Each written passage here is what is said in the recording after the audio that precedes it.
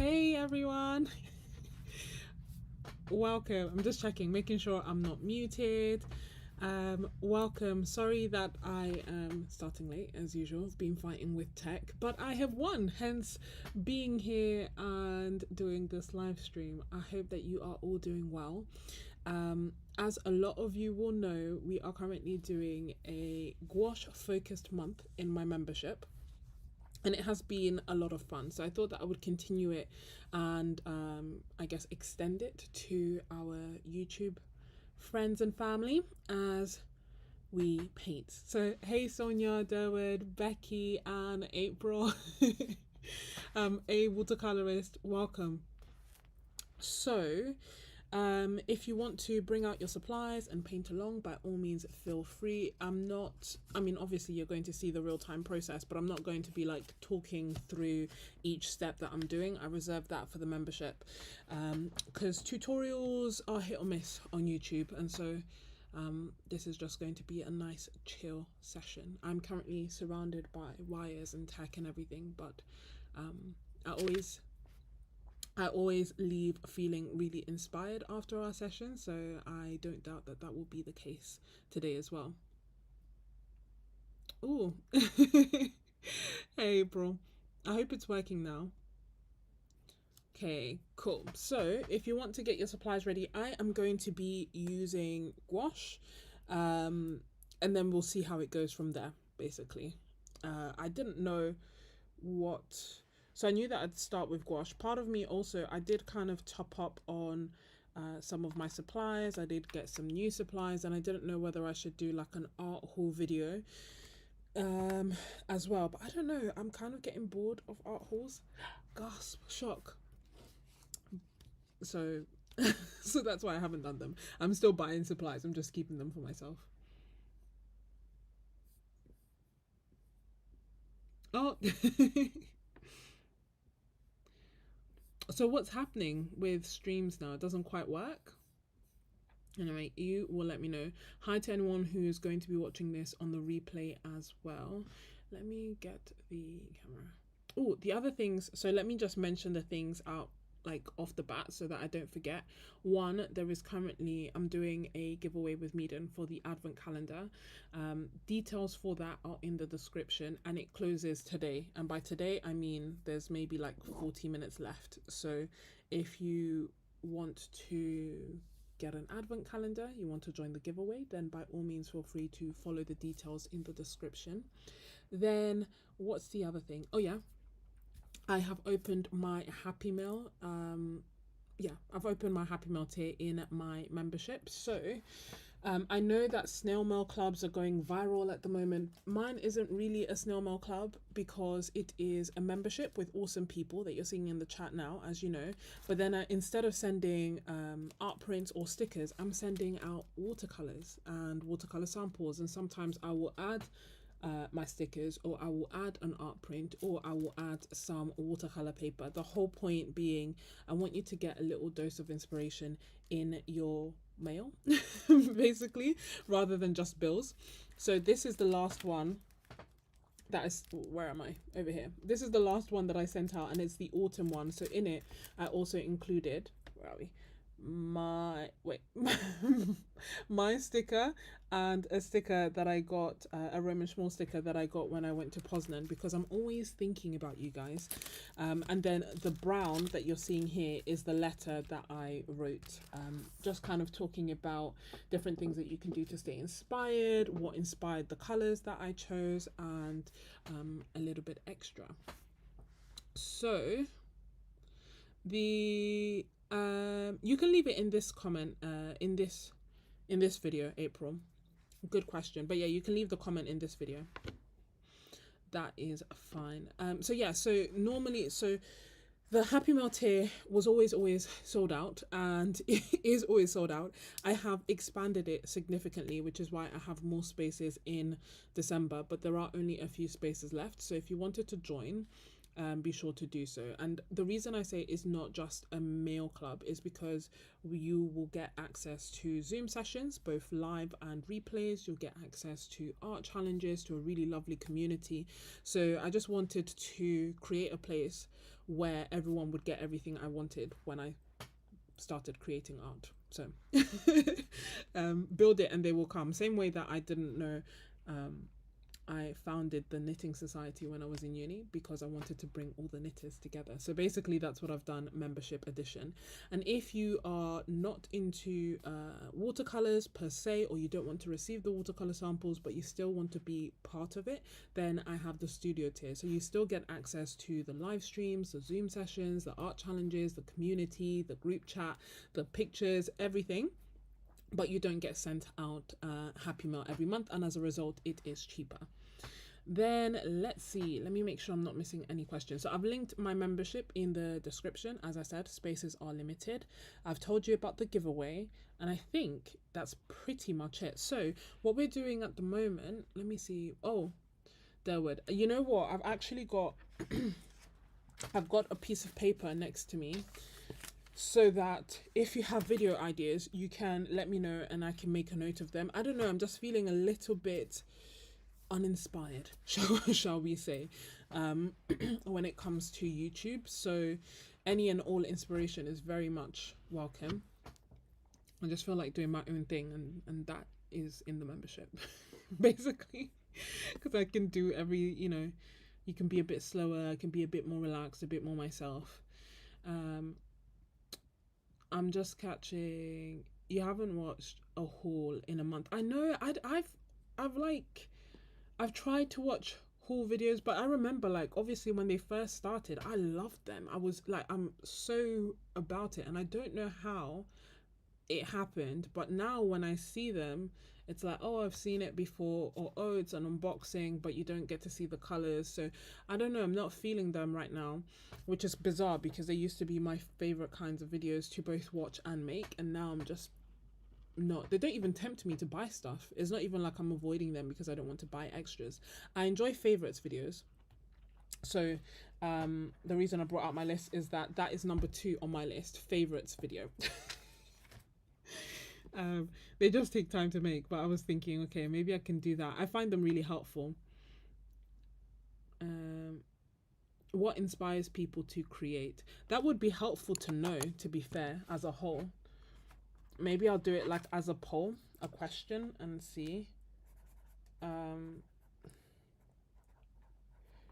Because the other thing is, I don't know, I feel like I don't have the, you know how we're all on a scale in terms of everything.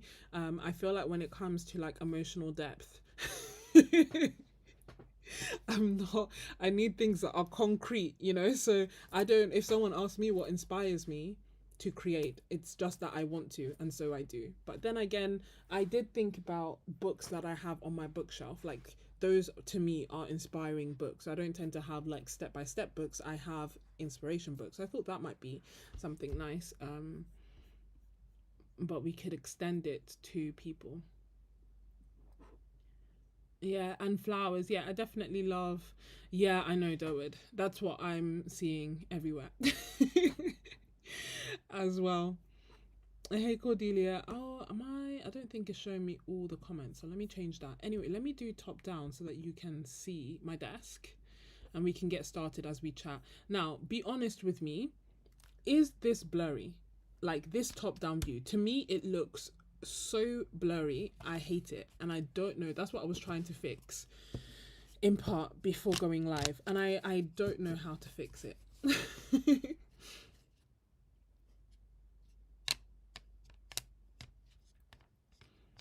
Yeah, I think perhaps that's the problem though with that. I'm just seeing the same things. YouTube did the YouTube Wrapped. It is a blurry. Yeah, that's what I thought. I don't know why. I tried so hard. So it might be that I just do it this way, like this view, although let me just move that down.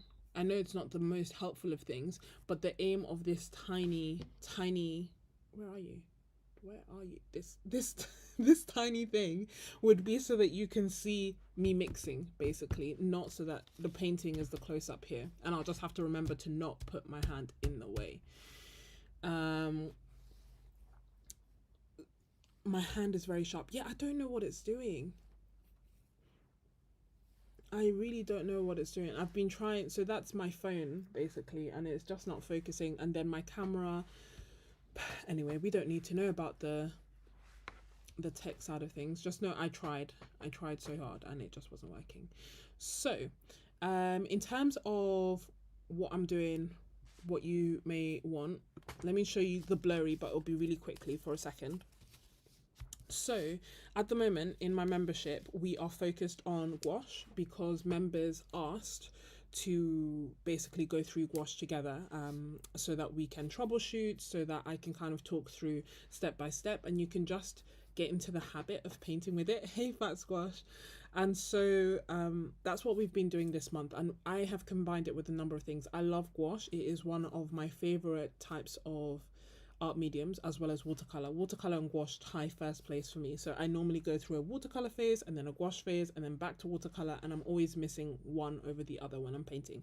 But anyway, so this month we are doing gouache and we're focused on gouache, and I thought the perfect little way of doing that would be doing a little, let's see, will it focus? A little landscapes gouache challenge. And I've wanted to paint on wood and like wood panels, but they're quite expensive. So what I did instead is got DIY coasters, and then I've coated them with gesso and I've painted on top of them. So then it means I get the best of both worlds, where I get to paint with gouache, but I also get to paint on wood panels, which is something that I've wanted to do, and it didn't cost an arm and a leg to do, so it's a win. If you are going to do the same thing, I don't know if I linked the coasters. Maybe double check the description. I may have linked the coasters already. But honestly, if you Google or look on Amazon for wood coasters, they come up. And they have like different depths as well. So so you can use them. Then coaster on the left is much sharper. This one, my beloved, this one is from, I think I know why. This one is from the live stream that we did. Was it yesterday? Yeah, yesterday. Oh my gosh, feels like a lifetime ago. So this is from the live stream that I did with my members yesterday. Again, carrying on with our little art challenge of little landscapes in gouache. And yeah, because it was live, we kind of did it real time, and I was able to answer any questions. And the results, as in not just mine, I love my painting, don't get me wrong, but the paintings of everyone else has been incredible, and I love it. I absolutely love it. It's been really lovely to see all the art that you have been creating and just how much you've been enjoying this. So I have done others. These are future videos on my membership to come, but you guys have opted for a surprise, which is why I haven't shared them. So I've only shared these two because I've made the videos for these two. Yes, I've made the videos for these two. Favorite gouache. I don't know if it's the light. Honestly, I think I know what it is. But there is no easy way, I don't think, for me to fix it. I think my phone is just too far away from the coaster, and that's why. If I bring it really close, you won't see me color mixing. Which one should we prioritize? Seeing the coaster closer or seeing the color mixing? How important is it for you? I think that's why it's acting up. Uh-oh. You see? Because I had to like make it big to zoom in, so I think that's why it's acting like this. Okay, in terms of my favorite gouache, I enjoy most gouache that I have tried. So I enjoy Winsor & Newton, I enjoy Daniel Smith, I enjoy Holbein and Shinhan. And my most used was always Winsor & Newton. I think in part I'm in the UK, it's easily accessible, and it was one of the most affordable ones in the UK, especially like the past few years. The price has changed since, so now Holbein and Shinhan are more affordable than Winsor & Newton at the moment. Daniel Smith I love, but it is twice the price.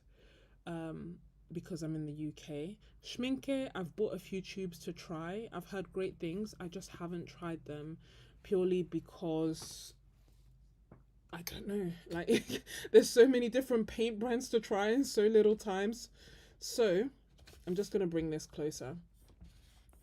So, I haven't tried them, but I've bought a few tubes so that I can try them, so that when people ask me about them, I can finally answer. This is interesting. Let's see how it's gonna go.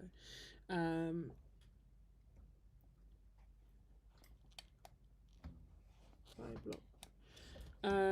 Himi I used, and it got me to fall in love with gouache and start enjoying gouache. But it's not my favorite. It's not as saturated as the other types of gouache, and so it's one that I am grateful for. It's one that I used, and there was definitely a season and a time that made sense for me to use it, but it's no longer my preference.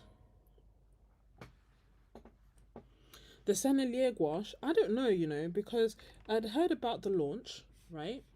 And then after that, nothing. Like, didn't really see it anywhere. Someone told me that it's available in Great Art, which is in the UK. I haven't bought it. So I may try it, but honestly, again, I don't know. Is it winter? Is it just that you know, um, December marks 5 years that I've been on YouTube. So maybe I'm just getting tired. Instead of having the like 7 year itch, I'm having it 5 years in, because part of me is like, where does it end? Am I actually really and truly going to just buy every single brand of every single watercolor and every single gouache so that I can compare them and like, even if I wanted to, I couldn't financially do it. So I don't know if I will. I was tempted by it and I was curious about it, but and when it first came out, I would have probably got it, but it's just been, I don't know where it is. I don't know why they've made it so hard to find. Are we more focused now, would you say? Whoopsie. I feel like this is maybe a bit better. Yeah, so they used to have the old ones open stock, and then, although I didn't hear great things about the old ones, which is why I think they did the new ones, right? So that they'd be even better. This is all looking like Inception to me. This is, okay, so it's clearer, which is good. I feel like it's not as bright, but, you know, we've got to take our wins and our losses. As a result of that, my other camera is now like one funky angle. I'm so sorry. This is, I thought I had sorted it, and then I was like, oh, maybe it's not blurry, and that's why I came live. And also it had been what, like half an hour of trying to adjust this.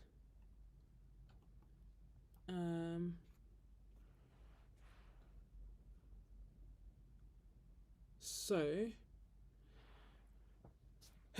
I'll take this as a win, basically. I also, part of me hates the camera just being in, like, I hate that this will be in front of my face, but it's okay. What did I miss? Yeah, so they said that it's been reformulated and it's going to be better, which was why I wanted to try it. But I don't know. I probably will, but I'm in no rush. If I'm being honest, let me just hide my face so we've got more space. And I don't know how. Okay, that isn't bad. So hey Aisha, if I've missed a question, by all means, please feel free to ask again. Just say question in caps and your question, and then I will answer. I never want to ignore anyone, so please just ask. My membership is open worldwide. Thanks to the internet. I think most people are actually from abroad. I think I have very, very, very few people from the UK. I'm not sure why, but it's just the way the chips have fallen. Lots of friends from across the pond. What's interesting is, so I've already told you, like, in terms of the brands, those are the brands that I like. I haven't tried Sennelier, but I hadn't heard great things about their gouache anyway, like the old gouache anyway, and their new gouache isn't that easy for me to find. Like, I haven't found it basically, and there's just confusion as to whether it's the new one or the old one. So I will maybe try it at some point, but I'd say Winsor & Newton, Daniel Smith, Shinhan, Holbein are my go-to gouaches. And Schminke will probably join that list when I actually try it. And the only reason I want to try it is just so that I can say, yes, I've tried it and I like it.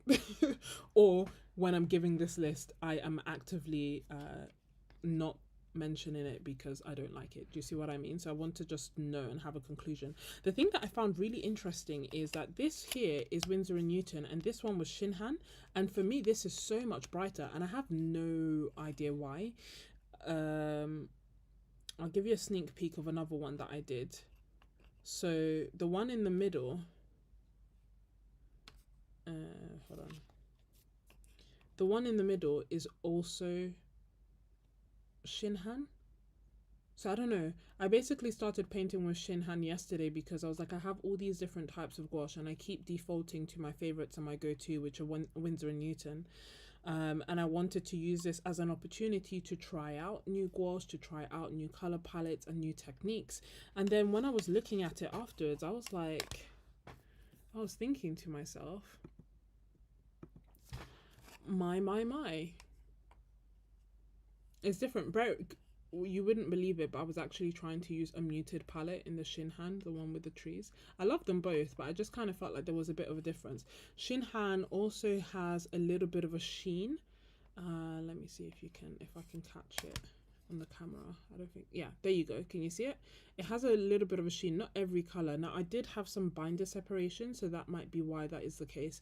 But either way, I thought I should just keep playing with it, keep painting with it and experimenting.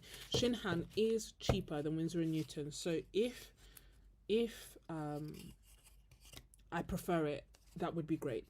If I'm being honest, from a purely financial perspective, it would be absolutely amazing if it was actually my favorite gouache. Let's look at some references. So we've done that one. This one is the one that we did yesterday, which is that. That was a lot of fun, especially like thinking about depth. The replay of it is available for members. Now, this is one option. Do we feel like painting a boat in gouache? Or this one I've done. This one I've done. Haven't done. So I think I'm gonna do the boat, but take artistic license. Hey Tori, so are there that's a good question. With the different brands of gouache that you have, are there any distinct or unique colors that are brand specific? I think there are. So I think that Winsor & Newton probably has the most traditional, shall we say, collection of colors, and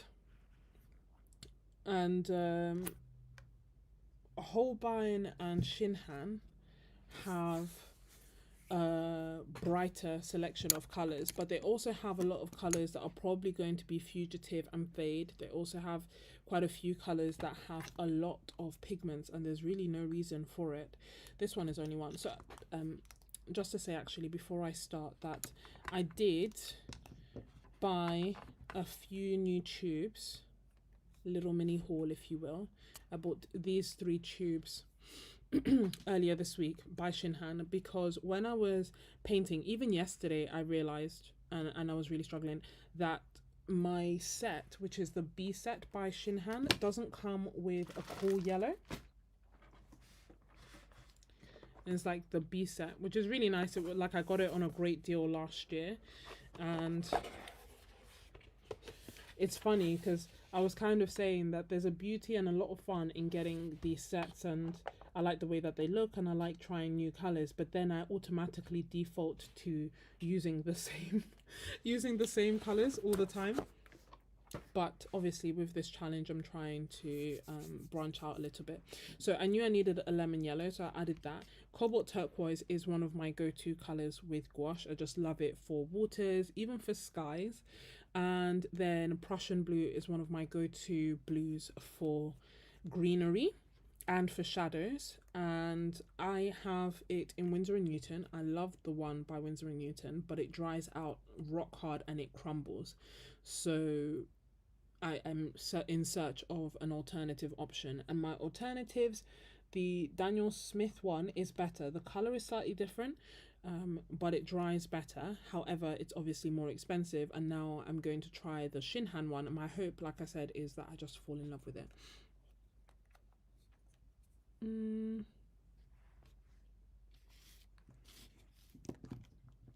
Let's see, my YouTube feed looks like the UK is a huge watercolor hub. Is that true, or did YouTube just decide that I wanted to see UK artists? I think it is probably YouTube. Like, I think that there is a lot of watercolor that naturally, goes on, but I wouldn't say that there are more UK artists than there are US artists. Nina's, hey, you love Shinhan. Hey Paula, I know. Oh, you tried which Caran d'Ache did you try? Was it the gouache? I haven't tried their gouache, but I also have never recommended their gouache. I've seen like a few videos of people swatching it, and based on the videos, I got the impression that it wouldn't be for me, and so I never bought it. I was tempted to buy it because I like the tin, but then I didn't because, I could buy supplies or pay my bills with that instead. So, just doing a quick. We'll see how this goes. There's like a little boat there as well.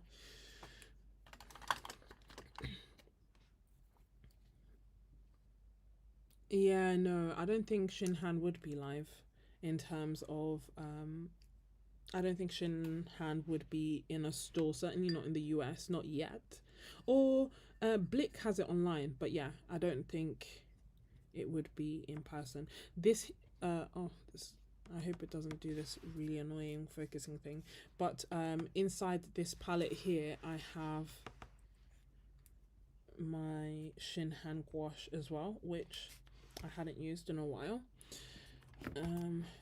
So I reactivated it yesterday. I am also going to use some tape.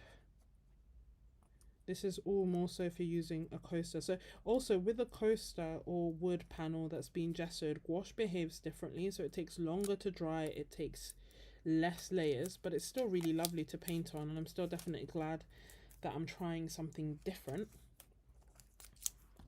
Yeah, I think everything was kind of getting a bit samey for me.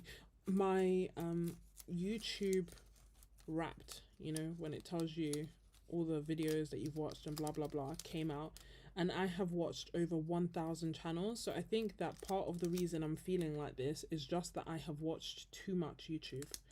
Like too much. I don't know how it's possible for me to have watched 1,000 channels, not videos, channels. Yeah, the gouache. It's funny, I went to London Graphic Centre today, and someone was asking me like, oh yeah, should I get the Caran d'Ache gouache? And I was like, no. He was like picking up lots of different gouache, and there was the Sea White of Brighton one and the Caran d'Ache one. I was like, no, I wouldn't recommend it. Like the only one that was there that I would recommend was not Daniel Smith. They don't have that in store. It was Winsor and Newton, and just gave him a heads up. I don't think it's necessarily bad. Maybe it's like student grade, but I don't know. Again, I haven't tried it. I haven't used it, so maybe I'll use it and feel like I'm completely wrong and I was really harsh on it. But my impression from the videos that I have seen was not great.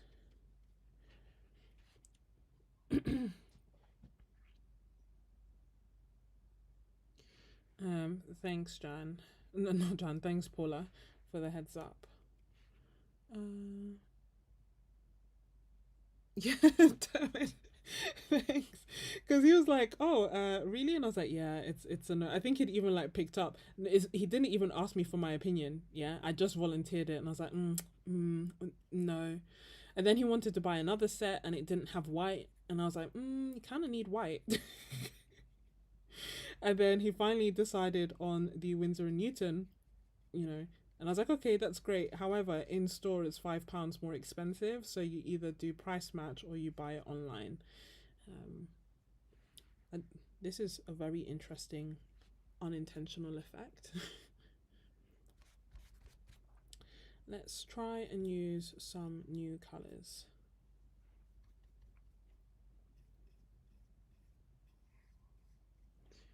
Mm-hmm.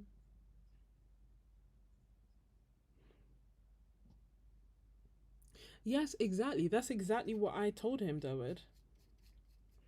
I was like, just start off with that, especially in store. You can't really get much better. Like, try out the Winsor and Newton gouache. Then you'll have, and the set of six has a primary set that kind of makes sense to me. So it has like a nice pinky red. It has a primary blue, which wouldn't be my choice. It's kind of like this sky blue that you're seeing here. So it wouldn't be my first choice. However, it does mean that you can have a sky blue if you want. I would rather just have an ultramarine, but it's not bad. It does also have a green, which again wouldn't be my first choice, but it's good. And for, I think online at the moment it's like £18 for 6 tubes, which makes it like £3 per tube. And given that the tubes are now £5.50, um, it's a pretty good deal.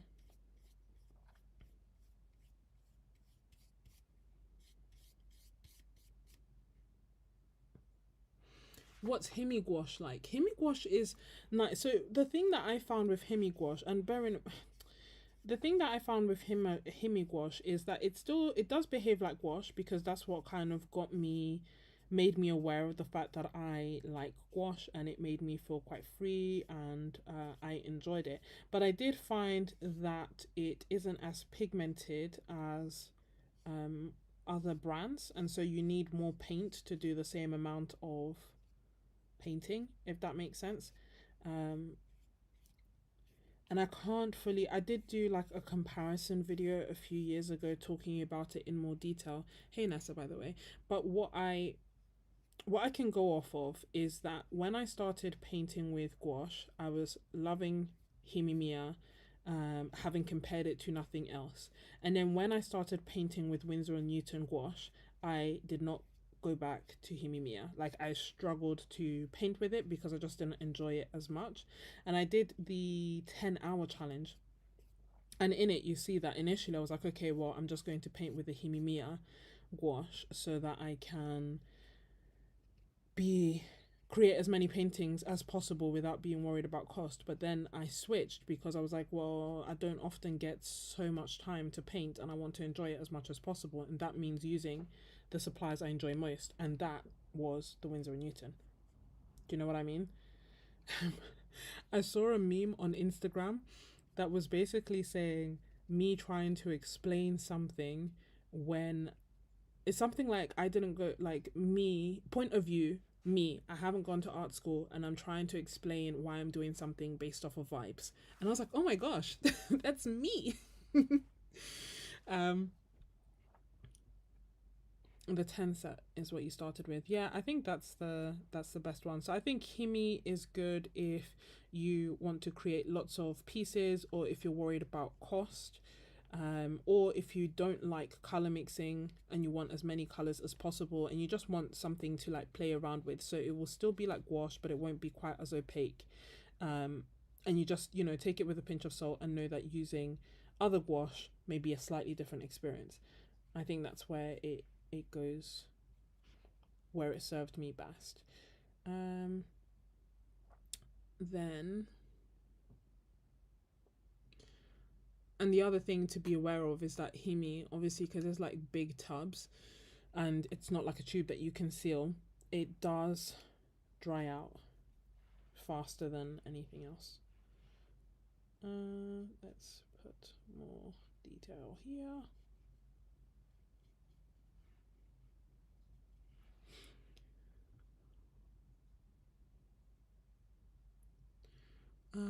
What you have is the pan. Does it make a difference? Paula, the pan does make a difference. I prefer fresh gouache, if I'm being honest. I don't like dry gouache. Like, I use dry gouache because sometimes I let these dry out and I use them, but I think I prefer fresh gouache. I think the pans are just not going. And Durwood, I don't know if you've used the pans and there was something you wanted to add about them, but my impression, again, from having seen the videos, was just that they didn't seem. Okay, I'm gonna do something you should. I'm just gonna cut these bristles. They're annoying me. They just didn't seem as pigmented, and they seemed a bit streaky in the videos that I saw. Roots and ruin. Yeah, I think that makes sense. That would kind of explain. That would be similar to my experience. I was painting loads and loads and loads because there's so much paint, and it kind of felt like even with all that painting, I was hardly making a dent. So that was good in that respect, but it doesn't perform quite the same way as other gouache. I can't really tell in terms of like the feel of it. I can't really tell the difference between designer and artist gouache. Not that I've tried to compare it. And honestly, I don't even know if I will. There was a point that I wanted to. Oopsie. This is all mixed. Interesting muddy colour.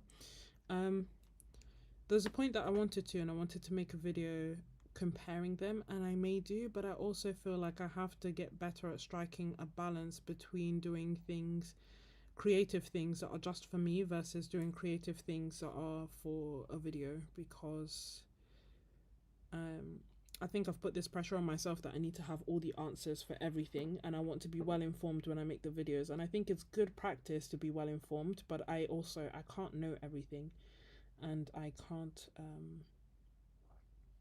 I can't know everything basically, and I have to accept that, I think, and stop trying. Mara, is it bad that I like painting with gouache but I don't like the matte finish? No, that's not bad at all. I quite like the matte finish. That being said, if you didn't like it, you could add like gloss medium over it, or gloss varnish after you've done the painting, so that it's got that glossy finish, if that's what you want. The world is indeed your oyster when it comes to gouache. Hey Terry, welcome. But there is nothing like painting with a paint tube.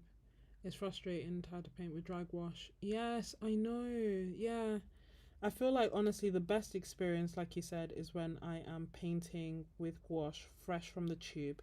Then the water consistency, like the water control and consistency, is easier, because I find that with dry gouache, uh, whether you mean to or not, or whether I mean to or not, I end up adding a lot more water because I'm trying to reactivate the gouache, and thus it is a bit of a more watery consistency. Like even now here, it's a bit watery. Whereas with fresh gouache, that doesn't happen. You water it down, and that's pretty much it. Just want to do this one quickly. I thought this was like a darker blue, but it's not looking that dark. So maybe I will use some Prussian blue. It's definitely been interesting trying to do these paintings because I feel like I have to use completely different techniques. Not completely, but I feel like I have to use slightly different techniques when painting on gesso, just because it's smoother.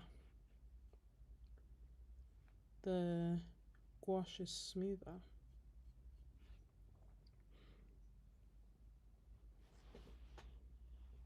I know, they were so awesome, Terry. I completely agree. I didn't know how many people were painting along with me, or you know, not even with me, but just painting along. And then when I went on Discord and I saw all the paintings, it was amazing. Would adding gum arabic lessen the matte effect? It might lessen the matte effect, but it may also increase the likelihood of it cracking. So, um, for me, I think if it's just like, if I wanted my gouache to have a shiny finish, like a glossy finish, I would do the painting as normal so that I still get to enjoy the normal feel and quantity of the feel and quality of gouache, and then I would just add a gloss varnish or something over the top.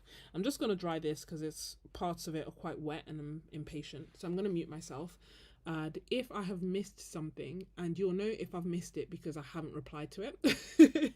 So if I haven't replied to you, just write it again, please. And as I am drying, I'll just have a look through the chat as well.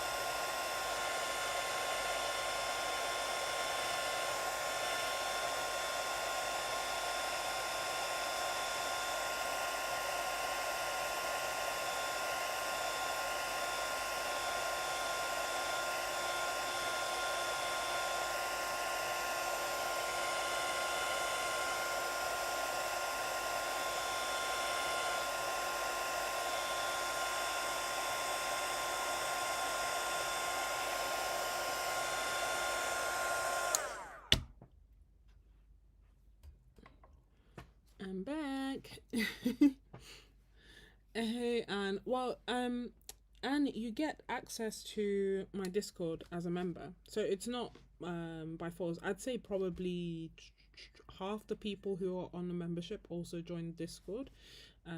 But yeah, if you want, that's where people are like chatting and sharing their art and sharing art deals, and it's where the day to day of the membership happens, I'd say. And on Ko-fi is where the things that I create get shared. So if you want to see the replay videos or the art challenges or the references, all of that is on Ko-fi. But you get access to my Discord as a Ko-fi member. Her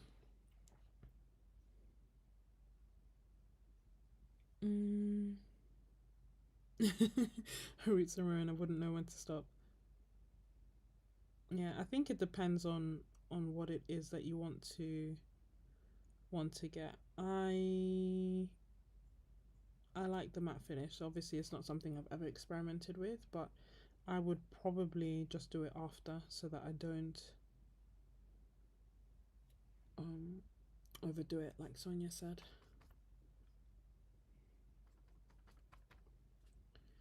Just adding some warmer color. And I'm wondering if... Okay, let me... Picking up some white. Just want to do a little bit here.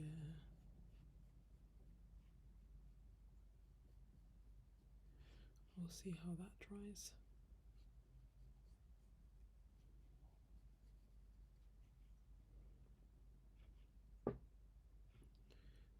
And then tiny bits here.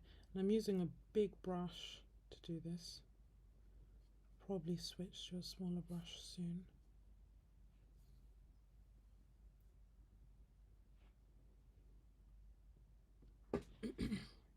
Oh, thank you, Sonia. I always forget. But yeah, if you're enjoying the video, please remember to like it. If you're watching on replay, feel free to leave a comment as well. If you just joined us, just a gentle reminder that I am doing a giveaway of the advent calendars with Meeden.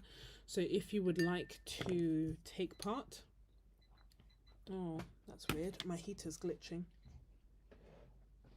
It makes me wonder if there's something wrong with the wiring because it keeps like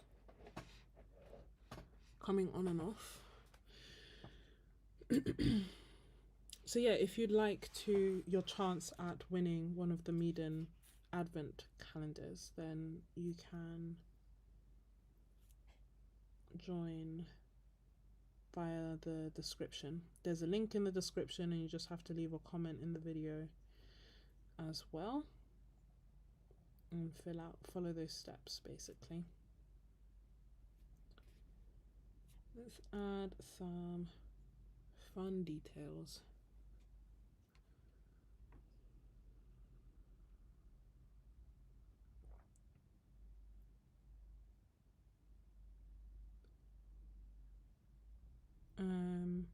I feel like there've been so many unboxing videos of the Meeden advent calendar that everyone kind of knows what's inside. So I was like, oh, it's hence why I've just shared like my essential gouache supplies and announced it as the giveaway. I did ask them, to be fair, because I could see that they were doing giveaways and I was like, huh, I feel like you guys would also want a chance to win. And they said yes and gave me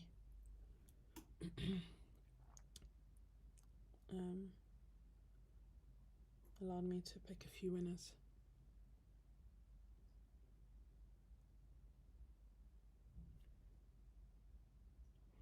You love Holbein acrylic gouache, the color ash blue.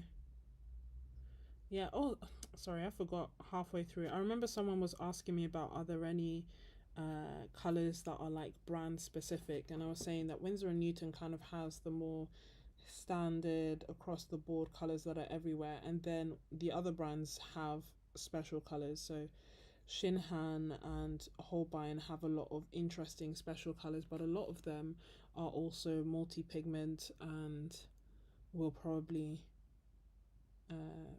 fade. I haven't tested them, but they have like dyes inside them, you know, pigments that start with B. And then Daniel Smith also has some really interesting colors and types, like Moon Glow and Piemontite as gouache as well, that are supposed to be granulating. And then also Holbein has the Iridori sets, multiple, that are inspired by the seasons. So yeah, there are quite a few, I'd say, whereas with Winsor & Newton, I'd probably say that they're all like the standard colors that you would expect. The primaries, black, white, you know. Still plenty to paint with, after all, it's what I've been using and painting with for years, but none would jump out to mind as like particularly special.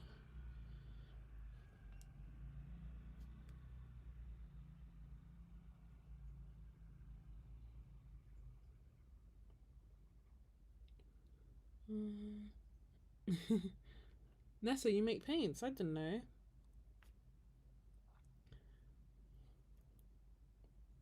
It is cool. I also make paints amongst the 1,000,001 hobbies. And then I name them things like green 1, green 2, green 3, green 4.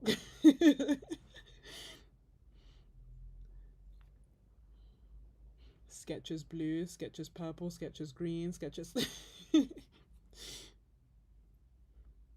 So not necessarily the most interesting of names. I wonder if that would be helpful as well there.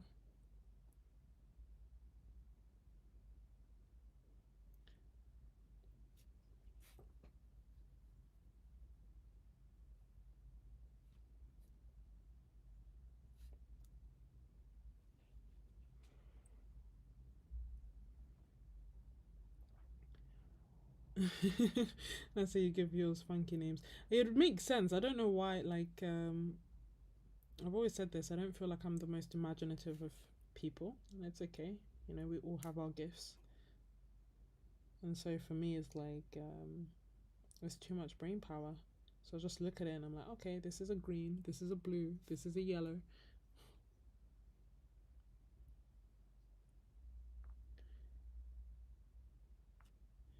Just adding fun little details to this boat.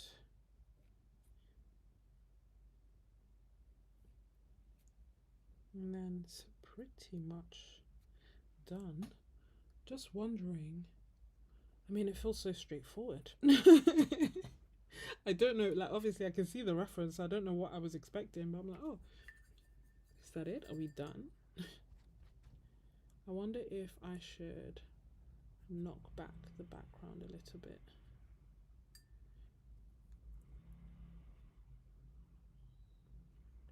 Let's say a little bit, and then I knock it back a lot. We'll see. If I hate it, I can just go back over it again. So I'm just reactivating that layer and mixing white into it, just so that it's not so in our face.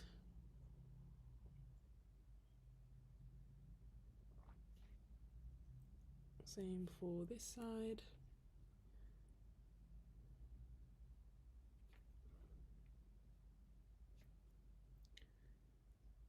I'm hoping to do lots of painting tomorrow, or not even lots. Let me just, you know, let's set the bar low. Some painting tomorrow. If I do any, that will be a win.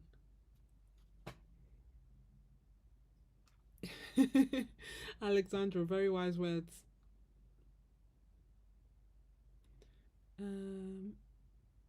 Cordelia, too beat to paint along today, but you're excited to try it later. That's the beauty of the replays. Yeah, don't worry at all. I know I quite often will sometimes join like live streams and Zoom sessions and things of other artists, and even if I'm not painting, it's just nice to chat with other artists, isn't it? Have you guys done your Christmas list, and are there any art supplies on it? Because will you believe that not only have I not done it, which I know is really annoying, like for my family, they haven't said anything, but I would be annoyed if they hadn't given me. But I just can't think of what to ask for. It's weird. I feel like I don't need anything, which is a beautiful position to be in. Um, Obviously I was saying that I was going to ask for like experiences, which Danielle had mentioned that's what she tends to do, and I like doing that, and I every year I ask for a massage. And every year, like, I maybe have one once every year or every other year, and every time that I do it, the masseuse is like, oh my gosh, you have so many knots, you need to do this more. And I'm like, yeah, I'm gonna do this way more often. And then I never go back. You know, life. But I don't know, outside of that, I don't know what to ask for. I was looking at different supplies, and I know, Sonia, you'd mentioned the Schminke pink palette.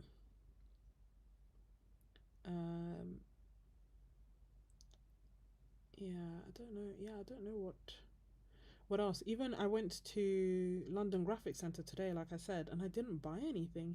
I looked around, you know, ready for retail therapy, and nothing called out to me to get.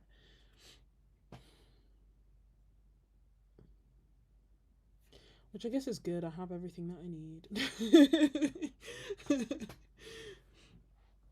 Ooh, you're getting the chroma flow for Christmas. That's so cool, Nessa. Alexandra, you've been keeping a journal of art-related quotes for 25 years. That is incredible. Sounds like a book ready to be written. Yeah, Roots and Rain. If you can't think of anything, vouchers, experience-wise, gigs, meals. Yeah, so that I can enjoy them. Yeah, I think I'll ask. I don't know if how they'll feel about that. You know, there's the thing of like, yeah, I don't know. I'll ask them. I just can't think of anything. I did think like I wanted a handbag. Like I want a really big bag so that I can carry like an art supply, urban sketching or whatever art bag basically. But I can't find what I want. I keep looking and I just can't find, I want something that's big but is well constructed so it can carry the weight of my overpacking nature. And at the moment, I'm using a backpack, which is working well, but I'm grown. I want a handbag. What handbag? I don't know. I was looking at like I was looking at. I'm obviously not gonna ask for this because a lot of like they're ridiculously expensive. But I looked at like Radley and I was like, okay, there are a few, but I don't know if it's big enough. I saw one through the window today, and then I was looking at like Mulberry. Had no clue that's how expensive that is. So obviously that can't go to the list. Then I saw Coach and I was like, oh, that's nice. There's like a Coach Empire 40 inch. I thought that would be nice, and then I saw the price and I was like, okay, it's another no. But I guess I could just ask for. It's just we normally do lists so that they can get the right thing, right? And I don't know what I want, which makes it hard for the person who then has to actually get you the gift because the person you're buying for has no idea what they want. The pagan or canvas tote. I need leatherwork supplies and just make my own handbag. You know what? Part of me is like, yeah, that makes sense, and I should do that. And the other part of me is like, I have paint making supplies, I have book making supplies, I have sewing, like a sewing machine, a mini sewing machine, but a sewing machine nonetheless. I have all these supplies, right? And how many times am I making things? So I'm part of me is, but I did also want the leather. Maybe I should ask for the leather making things because I wanted to make like my own sketchbooks and I wanted them to have leather covers. So I that's why I got the mini sewing machine, so I wouldn't have to do it by hand, but I think it might be too heavy for it. Welcome to my mind. Oh, Alexandra, you've just recently discovered Beam watercolor paints. They're quite lovely. Yeah. We were talking about them yesterday actually. Is Mulberry? Yeah, Mulberry is in fact another Switzerland. Apparently, something that probably everybody else knew was expensive, and I was there like, you see them from time to time. They're like understated, but they look like nice leather handbags. They look well constructed. So I was like, okay, this is good. How much could it cost? Wow. The answer is a lot. I think the bag that I saw was like £1,000. And then I was like, well, if I only get this one bag and I carry it for the next 30 years, it's worth it, right?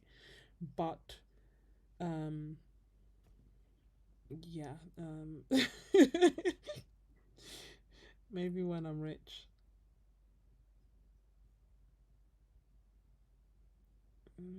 Let's see. I think I'm pretty much done, like I'm just fiddling here. I'm not adding any details that are making any significant difference to the painting, and thus that is a good time to stop before I ruin it.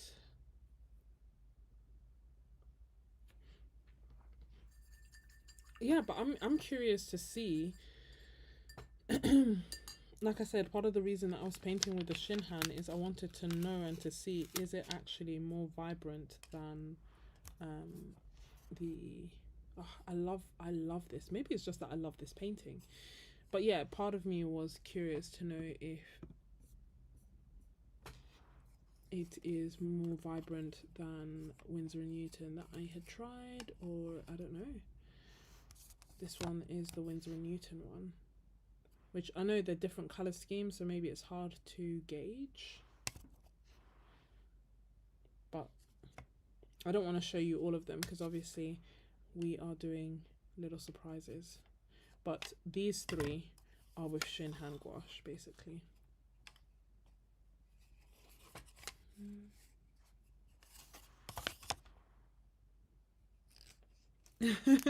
Rachel, Beam was my gateway to collecting watercolor paints. What was mine? What was my? To be fair, I think mine was Winsor & Newton Cotman, because that's what I started with first, and then from there, I got Van Gogh, and then from Van Gogh, oh, I got Van Gogh. Did I get Van Gogh first? I can't remember. It was either Cotman or Van Gogh that I got first, and um, once I got Daniel Smith, there was just no going back. It was like, yeah.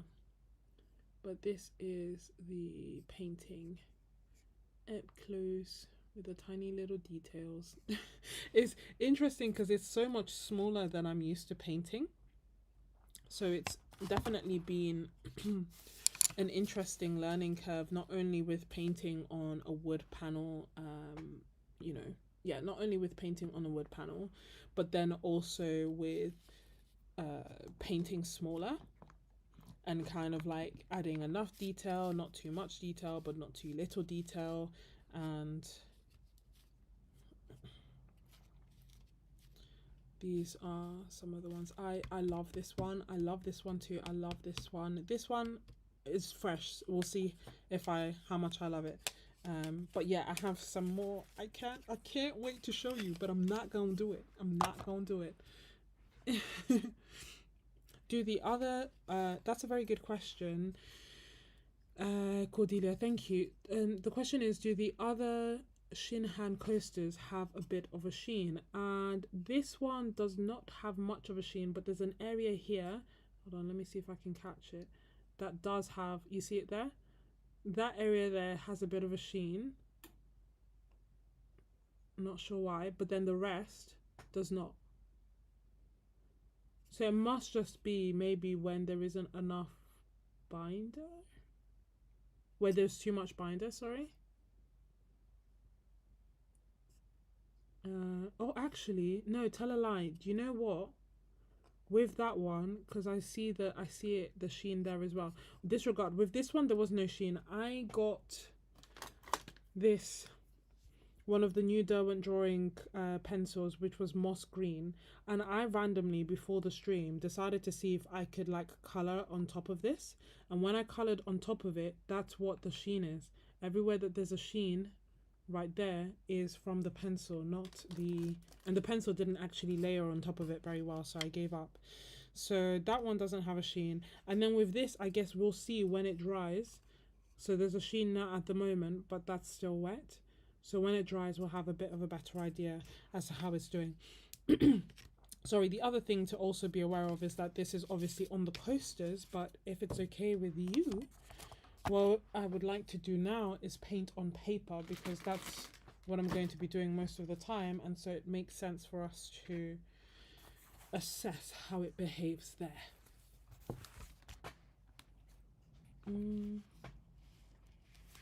April, your watercolor collection is vast, embarrassingly so. Honestly, I feel like no one has a bigger collection than me, and I feel like that is in part why our membership works and why we say things like Asha, you know, like we listen and we don't judge, because really and truly I can't judge anyone. There is no bigger collection, no bigger desire to get more collection. Am I going to varnish them? Thank you. Is it Janine? Yeah, I'm Janine Elise. So we were talking about this yesterday, actually. Where did I put it? We were talking about it yesterday, and I'm not, so although I've painted on coasters, that's just because I wanted to paint on wood and I wanted wood panels. I'm not planning on using them as coasters. That being said, if I wanted to coat them, what I would coat them with is Dorland's wax. You can coat watercolor, gouache. I think you can coat loads of different things with Dorland's wax, but specifically specifically, that's what I would use. And then I was saying that if you wanted to, that's just to make it resistant to water. It's not going to be hard wearing. If you wanted to then make it even more hard wearing, then we were saying that maybe after adding the Dolan's wax, you could add like a varnish, whether it be matte or glossy.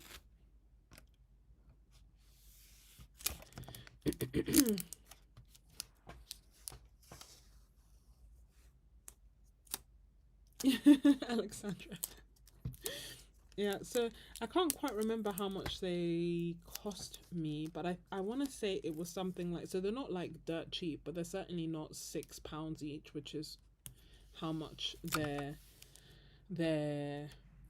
formal art panel equivalents cost. I think it was something like £16 for the 16 coasters, something like that. So it's basically around £1 each.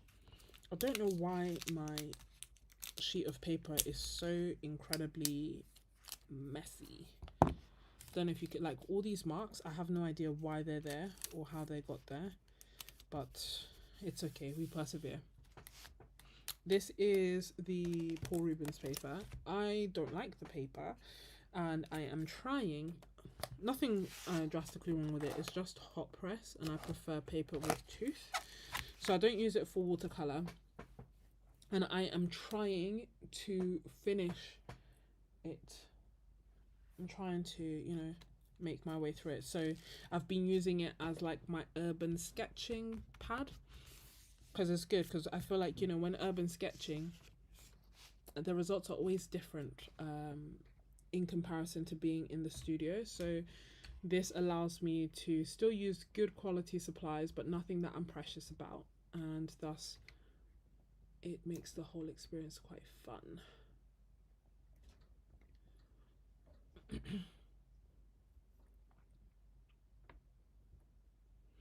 Yeah, so hey Elizabeth, you can use Mod Podge. I would just say that if you're using Mod Podge, again, you must use the Dolan's wax beforehand, because Mod Podge has water in it, right?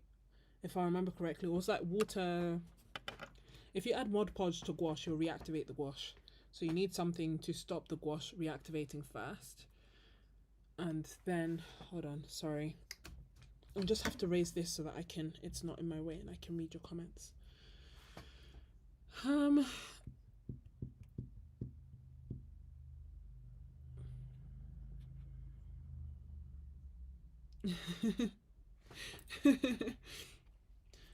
Roots and ruin, yeah. Well, that's the thing. I feel like the more I paint and the more I try different brands and everything, the more I'm like, actually, you know, for the most part, it just comes down to personal preference. I feel like as long as they're professional grade, they'll be of good, consistent quality, and thus,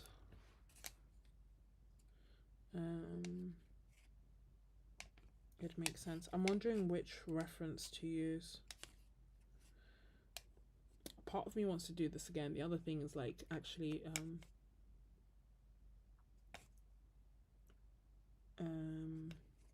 we've just done that, so maybe we do this one.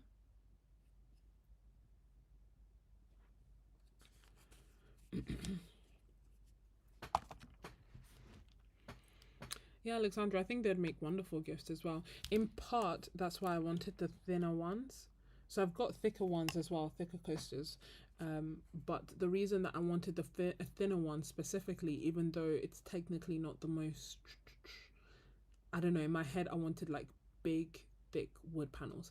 But the reason that I got these is so that if I did want to sell them or give them as gifts, I would be able to ship them without it costing an absolute arm and a leg.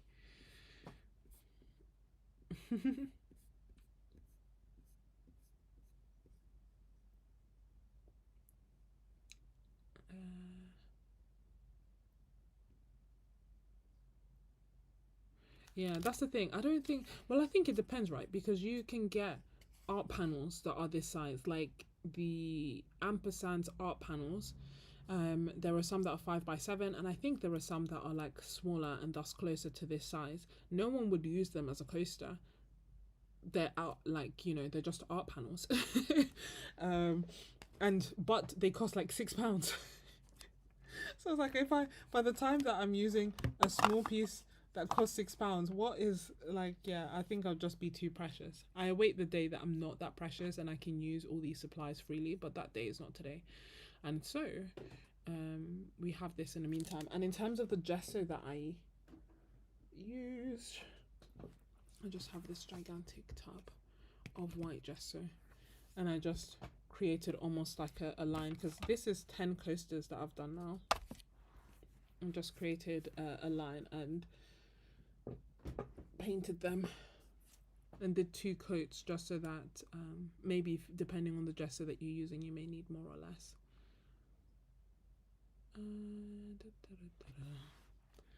Let's see what reference. So we just did that one. We could do this one, although it kind of felt like a lot of green. Could do this one. Maybe I'll do that one. Actually, I haven't painted that one. Which one do we prefer? The lighthouse or the rocks? I don't know how to call it. Cliffs? I think I'll go with this one. Hey, gods and heroes.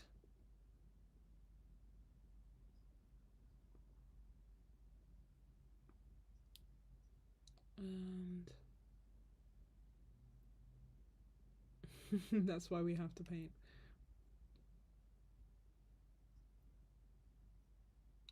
Yeah, Janine, I think it would make sense to coat them regardless, but yeah, I don't know even if with varnish, if it would withstand like being used as a coaster, like having someone put a hot drink on top of it.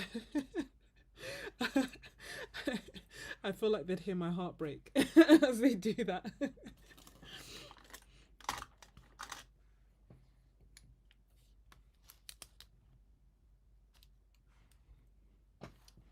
Okay, so with this, let's just want to do a rough outline. You may not even see it really. I just want a rough idea of where I'm putting things. The thing that's going to be tricky to convey is like the gigantic rock next to the house. How I'm going to depict that in a painting is going to be interesting.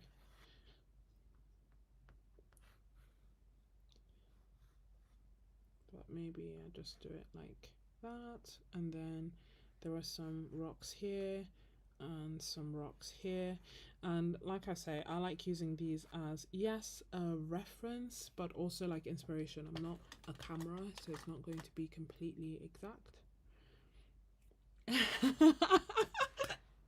Fat Squash, I am indeed the biggest. You know what?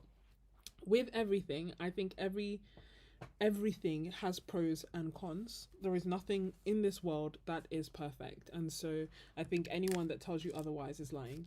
So as much as I may love Roman Schmoll, even they are not perfect. Nothing is perfect.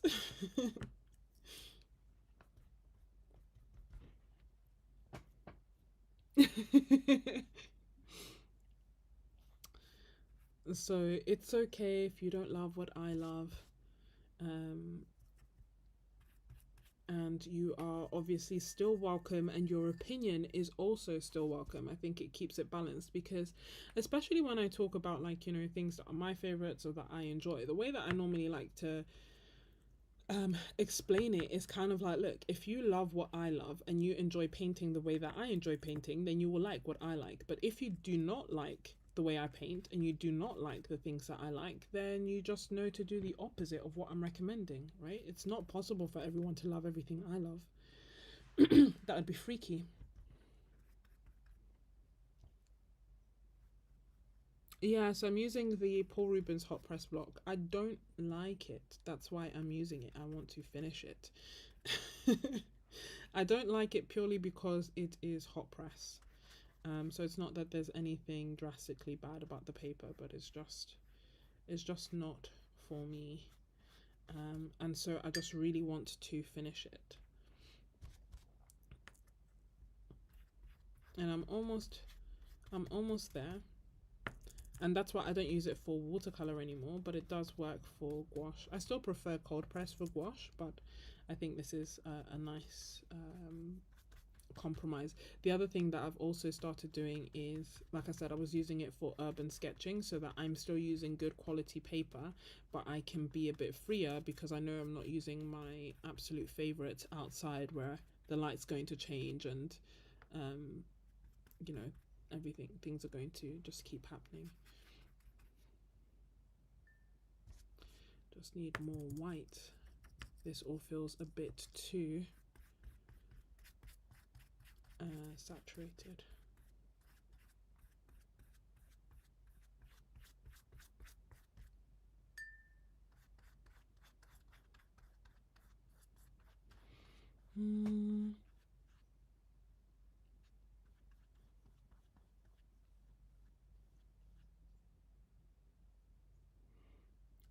Hey Paula, question: how does one remember which color of gouache they put? Yeah, so you can make like a little swatch card. So as you pour them into, like, if you have this specific type of palette, as you pour them into the wells, you just make a little sample of it, like on a piece of paper, write the name, and then you keep it with you either inside here, but I don't tend to. I just made a note of it in one of my sketchbooks and took a picture of it so that if I need to refer back to it, I will. But also depending on the palette, especially if it's one that I use all the time, then I get used to the colors. This one, I honestly couldn't tell you because I put it down and I used it a few times, but I didn't do what I just described. I did not make a proper note of it, and so and so a lot of it is a mystery in terms of exactly which in-hand colors there are. Now, if I spent time, I could probably figure it out. I would just have to look at my box and see which one is almost empty. Like, you know, the ones that are in this palette are basically like this ish, or this one, for example, is the yellow that I have here, and it's permanent yellow deep, and I can tell because half the tube is gone. So I can work it out if need be, but the easiest thing would be to make a note of it when you're first putting the colors in so that you remember. And if it's watercolor, then I keep it in the palettes, but if it's in this stay wet palette, it can get quite messy if you leave it inside, so I don't tend to. So that's long enough for the sky.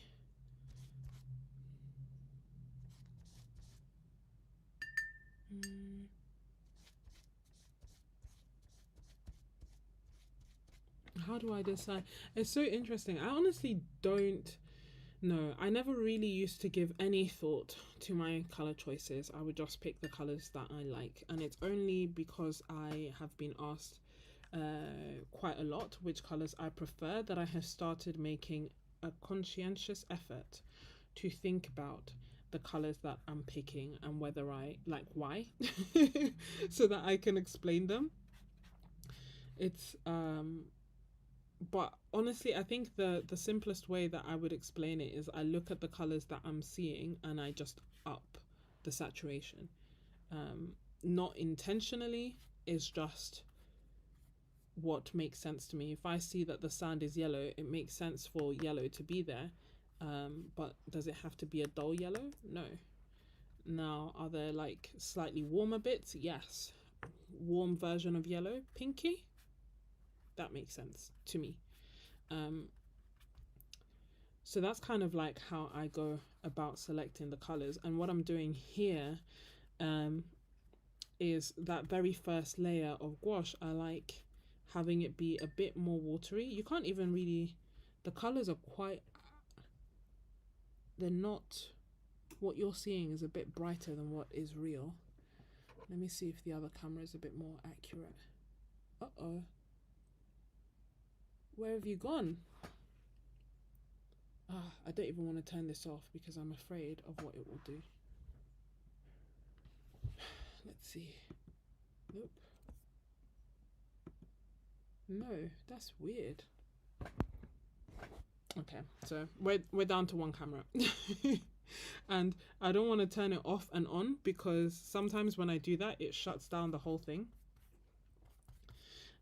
But the colors are ever so slightly warmer. What you're seeing is ever so slightly warmer than what it is in real life, and it's just because my camera, I'm guessing, is struggling with the yellows. If I can.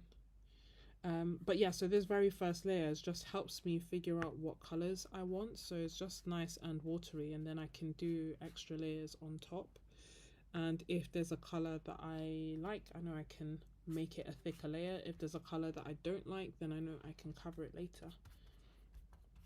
But that's why I love gouache, because to me it is very forgiving, because I can do things like this and then layer it on top. Whereas if I did this on watercolor, the color I'm putting down is the color that's there.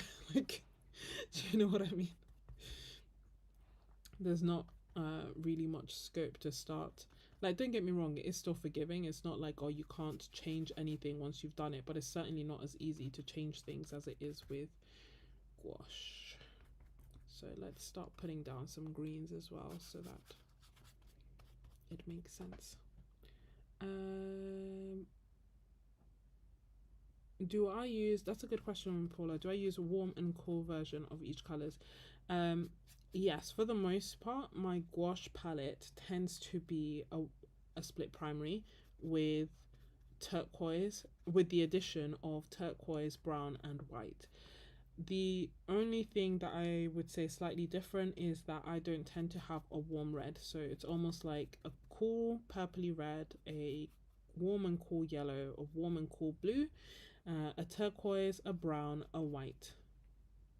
Those are my main go-to colors.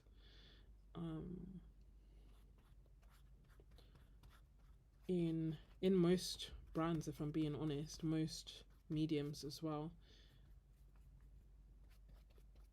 So I'm just adding the varying yellows that I have here. And as you can see, because I didn't have a lemon yellow yesterday, a lot of these yellows are quite warm and natural looking. And by warm yellows, warm greens are like olivey, natural looking greens. And now I'm making it brighter here because I've added that kind of lemony yellow. So it's not as olivey. And I am mixing all from one palette so that everything is kind of nice and cohesive, because everything has a bit of everything inside it. That is that is why sometimes people worry about getting muddy colors when you're mixing too many colors together. And I guess that is where having an idea about color temperature can be helpful, so that if it's happening, it's either intentional or you know how to fix it if you don't want that to happen. And if you are a member, I have got a guide. If you go on my Ko-fi shop and you search warm and cool, or just search warm, it will come up. I've done like a warm versus cool colors, and I've just listed out all the, not all, but a lot of the stereotypically warm reds, stereotypically warm blues, you know, like the split primaries. The only medium paints I've hated were the acrylics. Let me see. I haven't used the acrylics. I have used the watercolors, and I thought that they were okay, but I would probably say that they are student grade.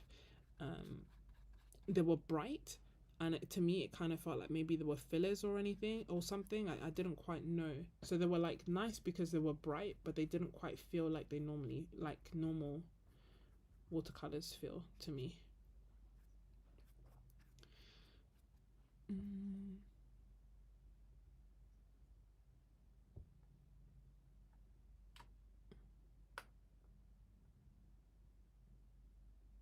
Oh, did she? Did she paint with acrylics or with the watercolors? Elizabeth, I never, ever use cool yellows. See, I don't use cool yellows that much in watercolor, but I do for gouache. I don't know why. I think I know why, actually. I think it's probably because I tend to use I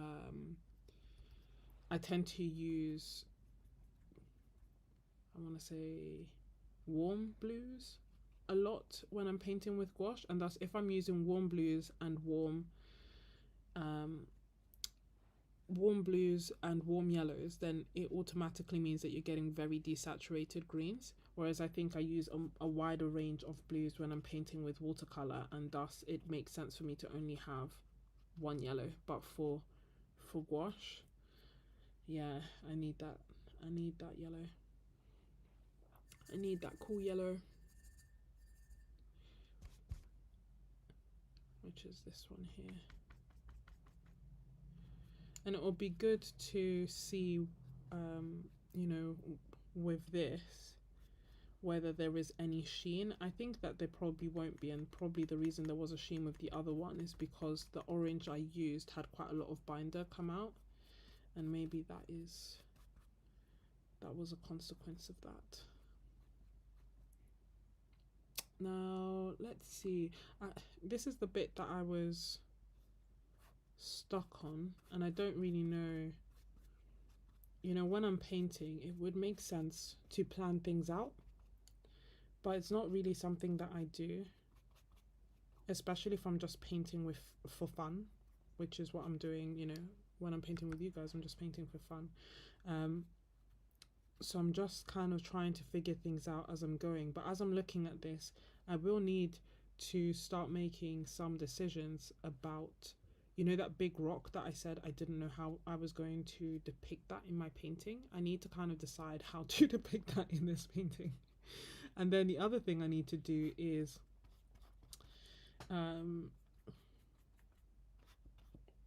like almost what I'm doing here, like simplify some of the shapes. It's a little bit bitty, so I'm still trying to figure out the colors. That's why nothing has to be perfect now. I can do layers on top, but it would be helpful for me to know where I'm going with this. So I'm wondering, because this is all rock in theory, so I'm just taking that pink that you can't even really see it's pink, but it is, you'll have to believe me. It's like a light muted pink, and I'm just putting that down on the rocks and seeing if that makes sense.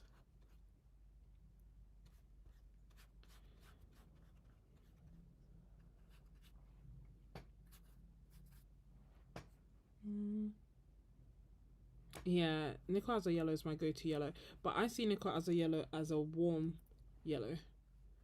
It's kind of like middle of the road, but for me it can be quite orange leaning, and so it naturally gives me really beautiful greens when I use it in mixing. Like, it's just such a great color. Nice peach colors, nice greens. It is my favorite. My favorite, or one of my favorites. It's hard to pick just one. If I've missed a color, please. If I've missed a color, if I have missed a question, please feel free to ask it again. The chat moves quite quick, which is good. I'm here for it. I love it. But it does mean that between painting, looking up and down, I may miss something. So I'm gonna take some of that pinky color, because I'm just wondering like what color to make these rock bits here, you know.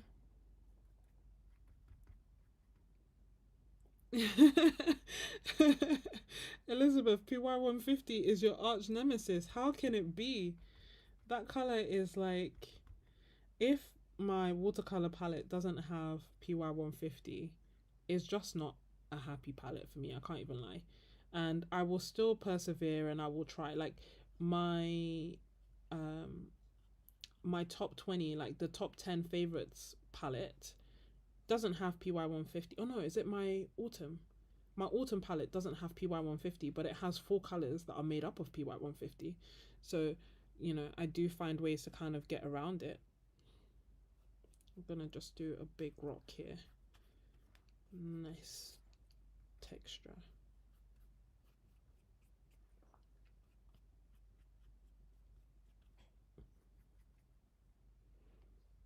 Tiny rocks here.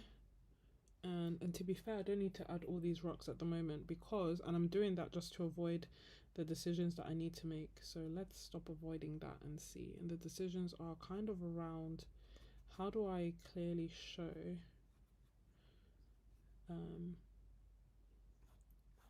what is going on here? And it's interesting. How can I show what is going on when I don't understand it myself? And it's funny because this is a reference. This is a picture I took myself. Beautiful in Cornwall.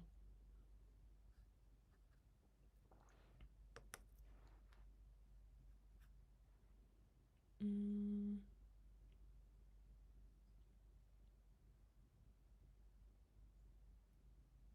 Oh no. You know that makes sense. You know what? I think I'm allergic to nickel too. I hadn't even thought of that. Wow. Um, isn't that funny? So, I mean, obviously, I've been fine all this time, but I don't know what would. I don't know what would like. I guess it doesn't touch me, so it's fine. As you said that, I was like, wait a second. Why does that ring a bell? I'm not like dreadfully allergic. It's you know, it's not like anaphylaxis or anything like that. It's just swelling.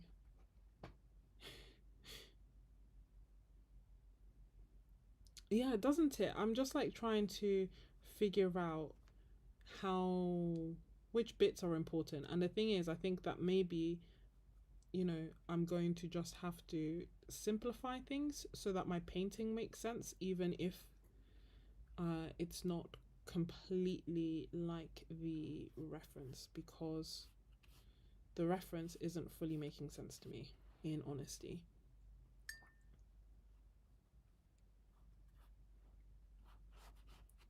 Or like it does, but then I don't know, I just don't think it would look good um, in a painting. So adding some more of that pink and doing some marks, rough marks. And I can get the paint a bit thicker here if I want, because this is like the second layer. But equally, because I want things to blend, it's okay if it's a little bit watery. This is the bit that I am avoiding most. So let's stop avoiding it and let's paint it. And it's just that I don't like the boulder. Okay, so if I don't like the boulder, I'm just going to ignore it. It's not there. I don't want it there. And that will make this just one big hill, as opposed to like, so the way that it was is, yeah, I'm not doing that. So you see how there's like this kind of curved thing in the reference.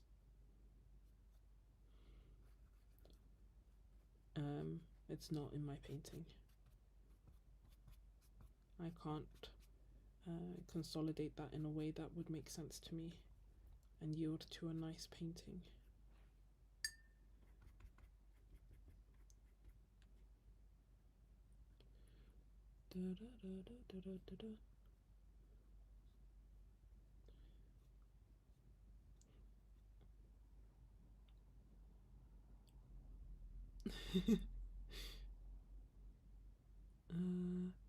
Alexandra, what are you going to add to your quotes book?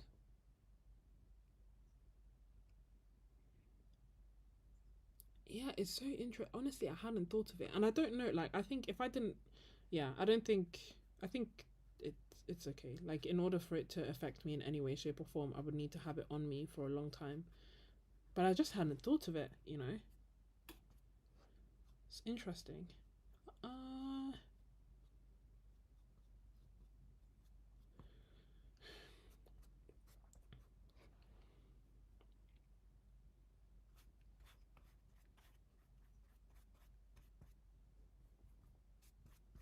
I'm doing some dry brush. It's also interesting looking at the screen, because what you see is different to what I see. So it almost feels like taking a step back. But then also I have to remember that some of the colors aren't quite that accurate, but the values are. So that's really helpful.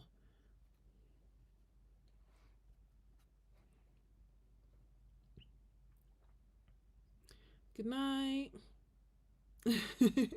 Thank you so much for joining, Alexandra. And Sonia, oh my goodness, I am so impressed you're still here. And Sonia, by the way, I'm enjoying your Advent series. I haven't been very good at watching YouTube of late, but Sonia has a YouTube channel and she's currently doing a series showing her favorite mixes. And it's Sonia O Art, just in case someone's watching on the replay and can't see the chat.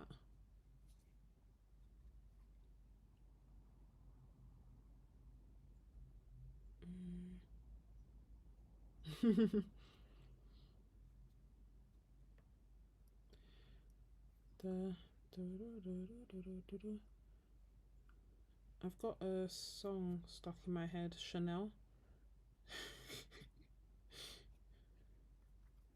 It's funny how some things get so catchy.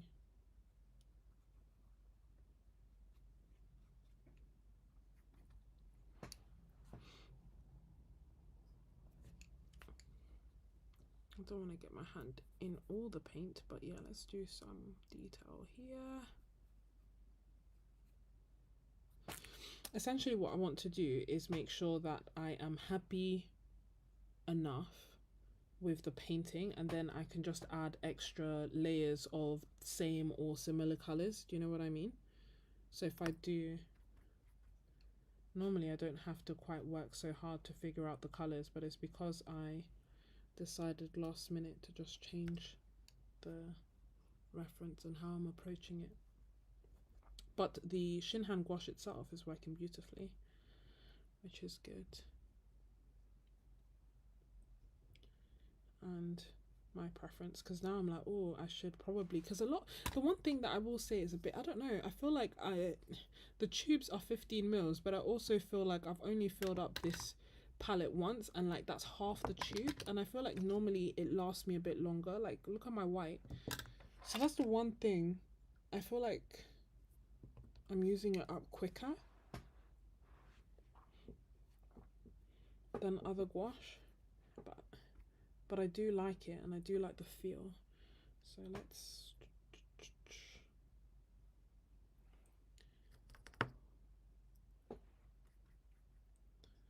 add more detail.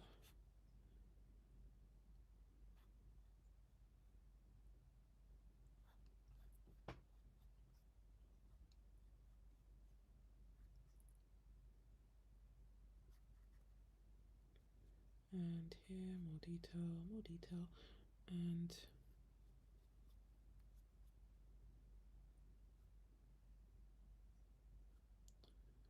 it's the,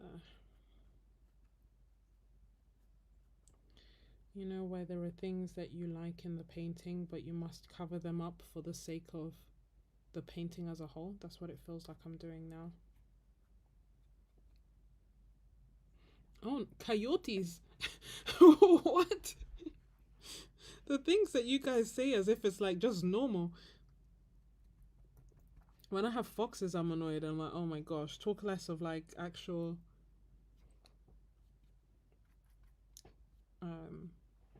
predators.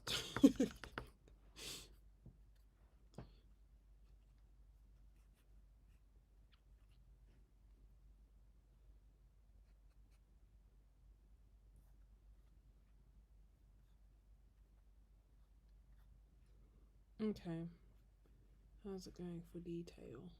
Should I get rid of that bit, or maybe I will add some white.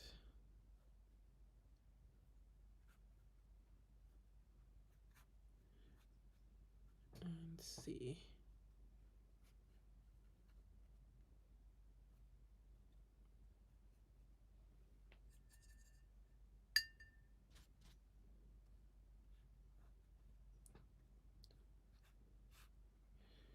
And then let's do some more rocks now that we've got to the sandy bit down.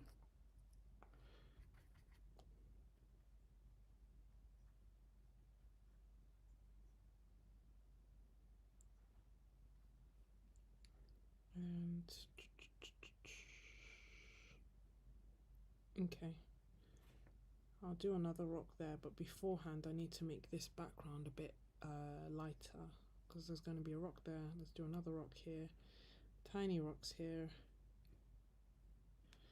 It's so funny, the things that I add the less detail, that I add less effort and detail to, are usually my favorite. Isn't that always the way?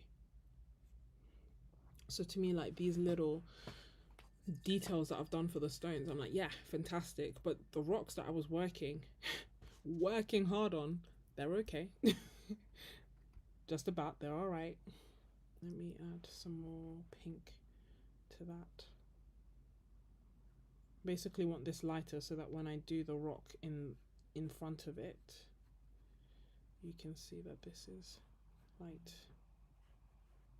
in contrast.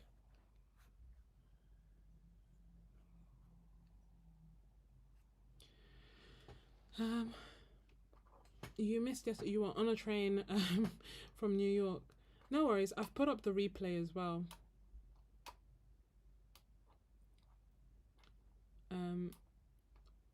So that you can catch up with it. And with that one, it was slightly different because I think a lot of us were painting as well. So rather than just chatting about anything, I was talking very much so about like my process and the colors that I was picking and why I was putting different brush strokes where I was putting it, so that it can serve as a tutorial to watch back.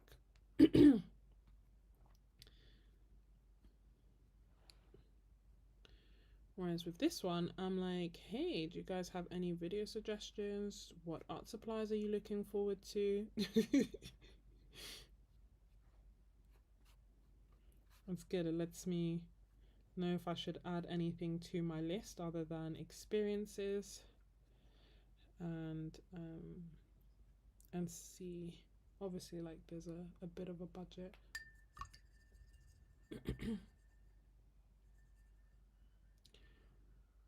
Ooh, Sienna, that's a big job. 66. Wait, full pans? Whoa, in one tin. 66 full pans in one tin. That's impressive. That's a very big tin.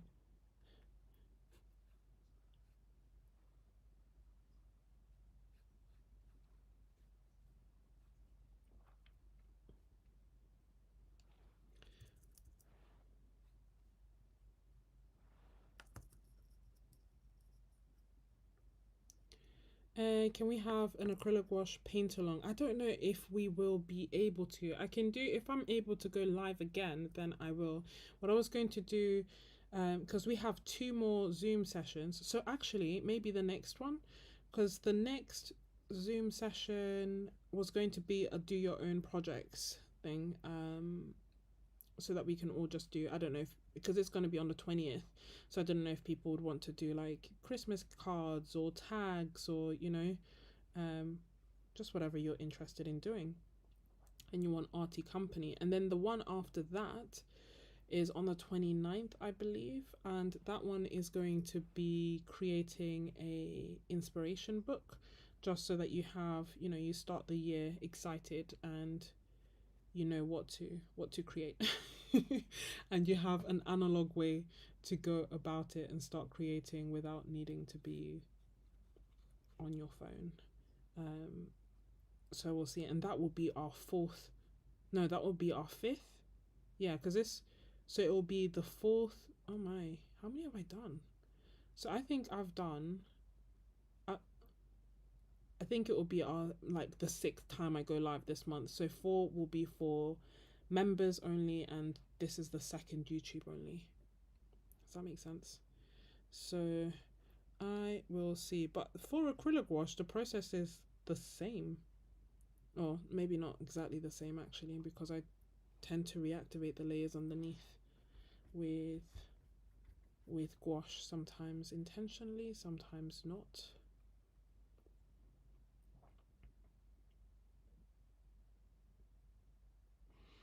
Good night, Sonia.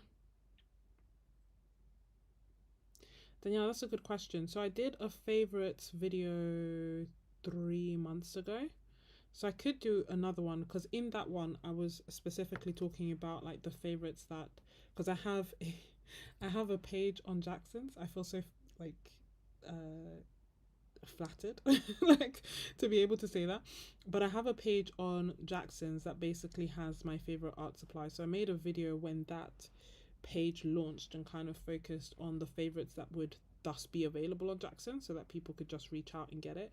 And it's pretty much the favorites in general, but there are a few that I could add now that time has passed. So I could and I should. Uh-oh, binder's coming out of this one as well. So this may be a bit shiny. This is the the Prussian blue.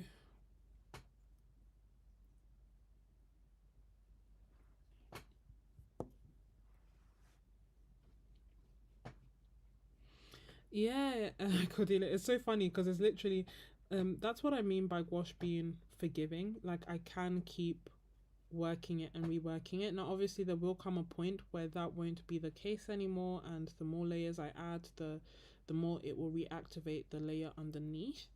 Um, but we haven't reached that point yet, and because I feel like I can make changes, it allows me to be a bit more experimental and free. And um, I think this is going to be, these bits are going to be shiny. So I think that Shinhan as a whole isn't shiny, but it does have some binder separation. And when that does separate, that part of the painting is then shiny, if that makes sense. But if it doesn't separate, then it acts like normal.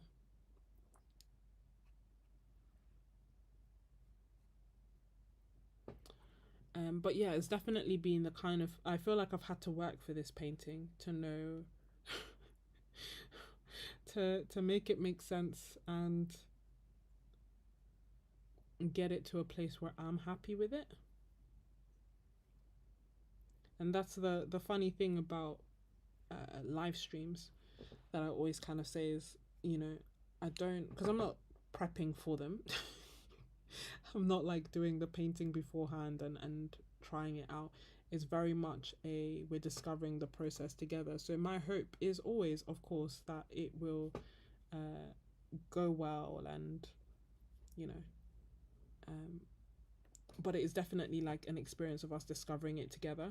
And if it works, it works. If it doesn't, then we turn the page and we keep on painting. It's only paper.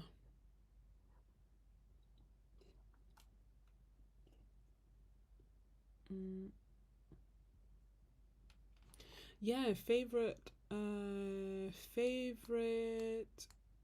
colors in every medium. That would be cool. I feel like, you know, as much as people talk about my color choices, I feel like my colors, and not in a bad way, but I feel like it may be a bit boring. Is literally the split primaries. Like, controversial as it may be, there's a reason why people talk about it so much. But yeah, I guess I could do that. Um, Derwood also suggested favorites. So I've got favorites on my list, favorites of 2025 on my list. But I'm open to suggestions because yeah, I was just feeling a bit. I don't know what the word is. I can't bring myself to record or edit. What is the word for that? And if it's like a video that I'm interested in enough, then the feeling to do so will come. So I'm waiting for that video idea to hit me so that I can do it. If not, of course, you know, needs must. Eventually, I'll get over myself and just make the videos. But I don't know. That's what I told myself. I'll wait until inspiration strikes, and inspiration hasn't struck. Stricken, struck, hasn't struck. Yeah, uninspired. Yeah. Well, that's the thing. I think it's spreading because, um, as make it sound so sinister, but as in, like, you know, I can't believe that I went to an art shop and there was nothing that I wanted to buy. It's like, what is this? It's almost like, you know, in 2021 when I got, you know, the C word. Oh, well, as in not the really bad one, the, you know, the virus in 2021. The reason I knew I was sick was like straight away. The second, was it the second time? Maybe it was 2022. Anyway, the reason I knew I was sick was I didn't want I lost my appetite. I didn't want any of the things that I normally wanted. And that's how I knew something isn't right. I was like, wait, what? I'm not, I don't want my favorite drinks. I don't want my favorite foods. What's going on? And then a few days later, I started spiking fevers. So that's very unlike me. And now I'm like, oh yeah, I went to an art shop and I wanted nothing. Um, it could just be that I'm tired, to be fair. Um, but yeah, I can do that. If not, like I've made. So what I was going to do actually, that I was actually excited to do, but I got tired, so I didn't do it. But what I was going to do is I made a palette. So you remember for the top watercolors, I made a palette based on the recommendations. So my favorites of your favorites, and I put that together in a palette. And then I was going to make a video about that, and I didn't. I think I tried to record it, and the camera didn't work, and I just completely abandoned that idea. But maybe I should go back to it because that's the last thing I was quite excited to do.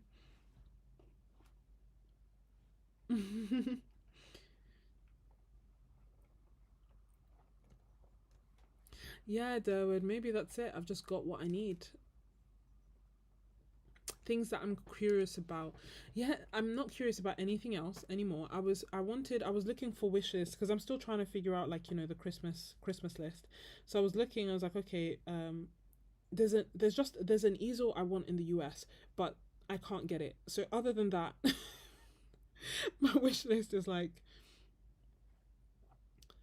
empty at the moment. And I was trying to figure out, I was like, okay, can I get a pochade box or something else?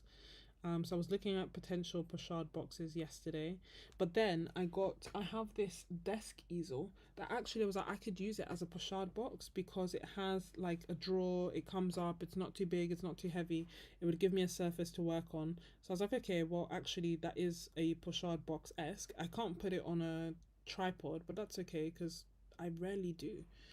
And by rarely, I mean next to never actually do, because I'm quite often just using the tripod to record. So um, I decided I don't need that at the moment. I thought about making a video about the wish list items that I'm sending out as Happy Mail because that's your wish list, and that sounds exciting to me because I was like, oh, I was curious about what you were curious about. Does that make sense? Um, the big products are waiting.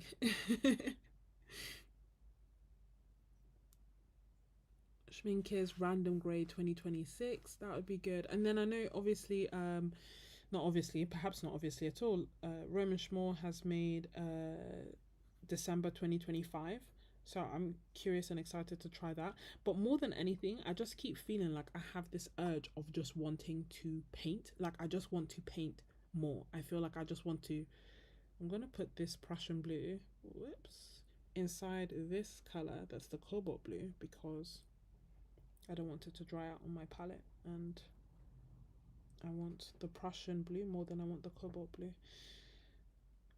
Okay, yeah, so I'm looking forward to that. But yeah, I just feel like I have this urge of just I just want to paint. I don't want to record. I don't want to um Zooms and lives feel different because I'm here, I'm chatting with you, and I'm getting to paint. To me, this feels like the best of both worlds. But I also know that they don't do well on YouTube. And sometimes it almost looks like it's better for me to not make a video than to go live. So, I don't know. All this whining, I'm sorry, I don't know why I'm doing that. That being said, the crux of the matter is that I'm enjoying doing this. I'm enjoying painting and chatting with you.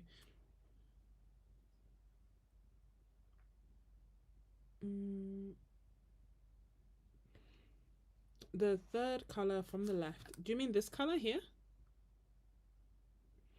If it's this color that you mean, Cordelia, this is the Shinhan Permanent Yellow Deep, which is, can't wait to see all the pigments. Or maybe, you know, I'll stand corrected and it'll only be one. Does it? Oh yeah, PY74 and PY3.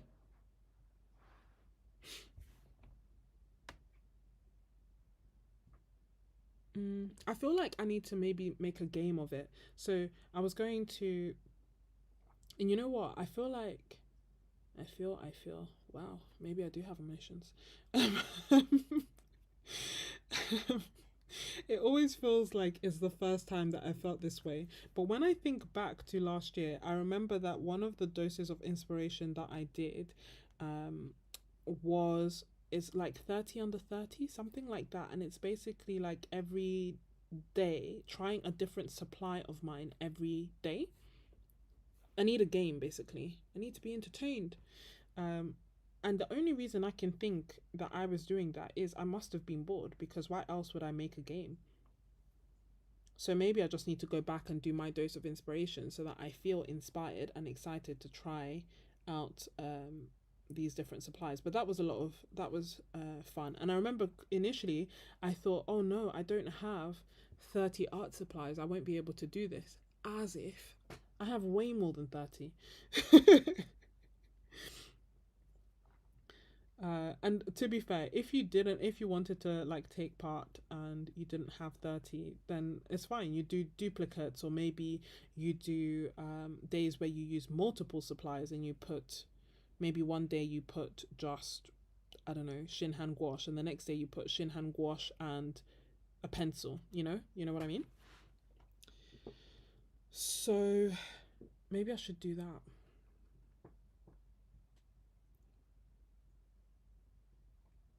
Yeah, Nessa. She still does them. She did them yesterday, but I missed it because I thought it would have been on Thursday. But yeah, I think I like lives. I just enjoy the community aspect. I mean, you people are amazing and you're fun and you understand my joy for art, and then you also have amazing insights. So, of course, I want to chat with you and do live streams all the time. But then, understandably, live streams are quite long, so people don't watch them. Yeah, 31 and 31. Maybe. I didn't know if to do it. I was typing to Chat GPT, gasp, about this. Was it this, or did it come to this? I can't quite remember what we were talking. Oh yeah, basically, one way or the other, I asked Chat GPT if I should do a daily challenge. I was like, is that the way to kind of jumpstart and reboot and get me back in the mood to do YouTube videos? And it said a categorical no. It was like, do not do a daily challenge.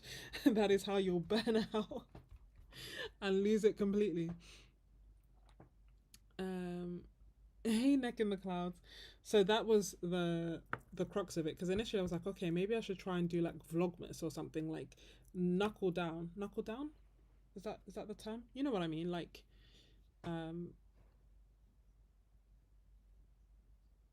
to just get myself to actually just make start, and the inspiration will meet me later, basically that kind of approach, and just do it as a challenge every day. And Chat GPT said no. And then I asked someone who has a YouTube channel that's doing quite well, and like, from time to time they'll give me like YouTube advice and stuff, and he said no.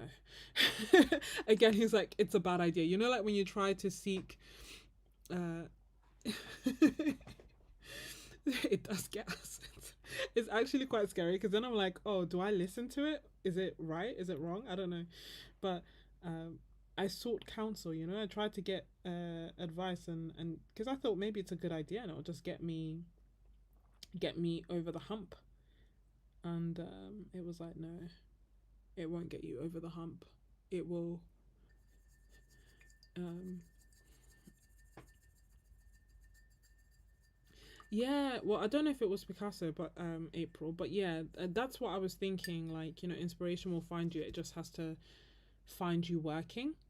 So that's where I was wondering, maybe just make them, just start, just try and see. Because to be fair, I felt the same way. Like, I feel like no one can tell the difference apart from me. But like the 20, well, top 10 watercolor colors, the reason that I did that video where I went through 300 responses and ranked the favorite colors was because I was like, everything feels so boring and so done. Let me do something different. And thus I did that, and I enjoyed that video thoroughly. But I procrastinated in making it as well because I was like, oh, it's so long. But once I started making it, it was a lot of fun. Um, anyway, I feel like that's enough about me and my random existential crisis. Mm. Oh, thank you, Nessa. My love to you and your family. I can't believe it's the end of the year already. Are you guys gonna do New Year's resolutions? I feel like I do 1 year on and 1 year off. Usually, I do 1 year where I'll do the New Year resolution and then I'll completely forget about it, won't get it done, and then I'll tell myself I'm not doing this again next year because what's the point? So I won't do it. That's this year. I didn't make any New Year's resolutions. And then I get to the end of the year and I'm like, oh my gosh, I didn't do anything. Maybe I need a New Year's resolution. So for 2026, I'll probably sit down and make some. We're back on.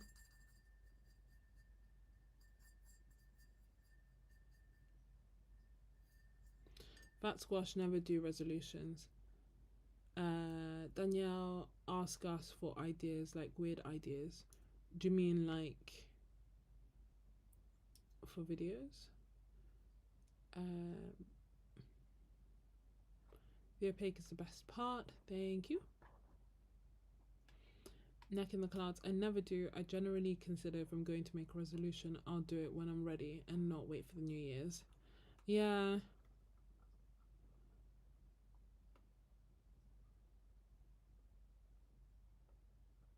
Oh. Thank you, Cordelia. Oh, Danielle, for videos. Maybe. Yeah. I mean, I'm open to ideas. Like I said, I have my paper next to me and I have 1, 2, 3, 4, 5, 6, 7, 8 ideas. Hold on, I have another one. Obviously, I don't want to give you all the spoilers because then it's not fun either, is it? What is it? Okay.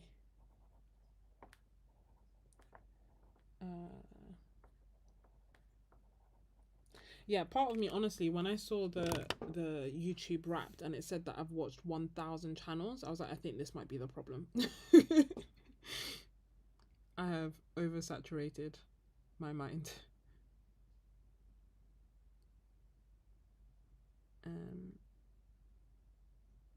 that's why it all feels done before, because it has been and I've seen it.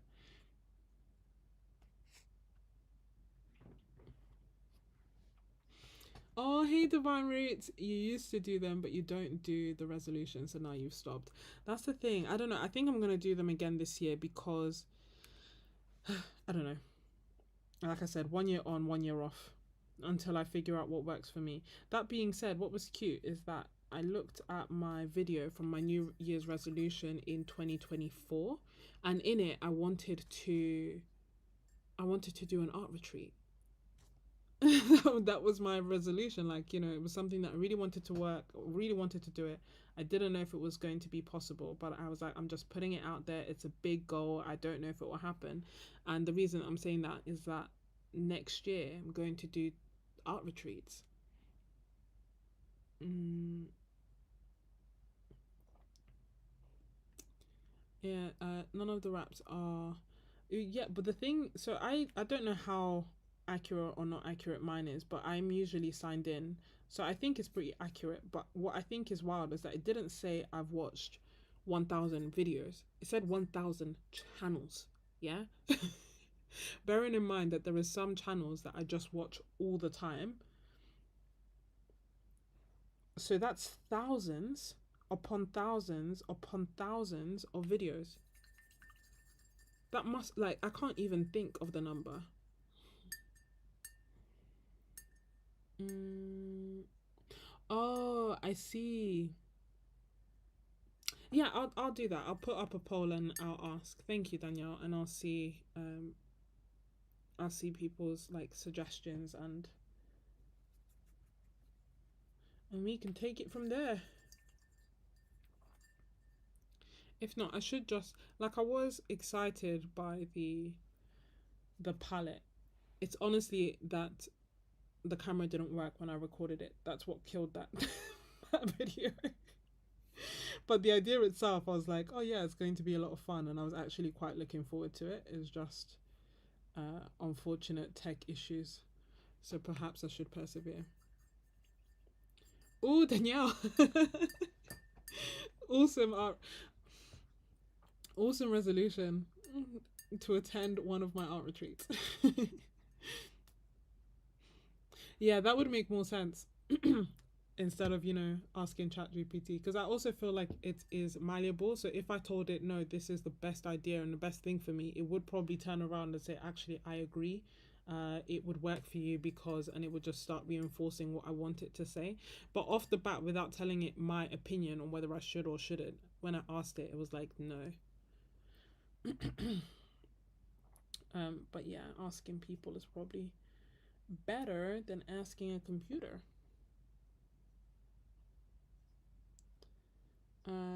Shadow, light, shadow.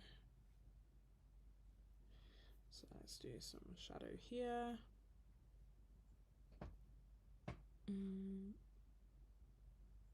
Ooh, I would actually be quite intrigued by that fat squash. Comparing my old versus new. It's funny because I have found some artwork from when I was a child. Not child, like, teenager. I haven't looked at it in months, but I was thinking about perhaps looking at it and making a video. I don't know if I'd want that on YouTube. That's the only thing. The internet. Neck in the woods. I typically paint in the mornings with YouTube, listening to artists talk about their lives, color theory, new paints, or a technique that they've been trying. Yeah, I quite like that. I think one of the things I would like to do is develop a bit more of a routine with my painting. Make it, automatic. Like, I did a 100-day challenge back in the day, and now it seems inconceivable. I've done like 30-day painting challenges, and the benefit of that was that it does kind of become a routine, because otherwise it just doesn't get done. So, and what I mean by that is I would just have to make time out each day, and because I knew I had to make time for it, I did. Whereas when it's kind of like, oh, when I have time I will do it, all of a sudden there is no time.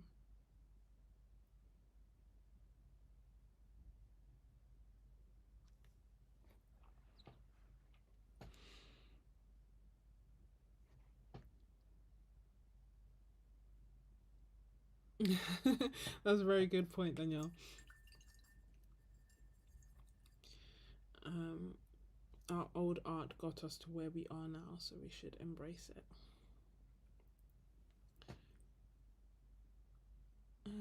Neck in the clouds. I've set a personal goal for myself this year. Been avoiding it, calling it a challenge. I think that's good.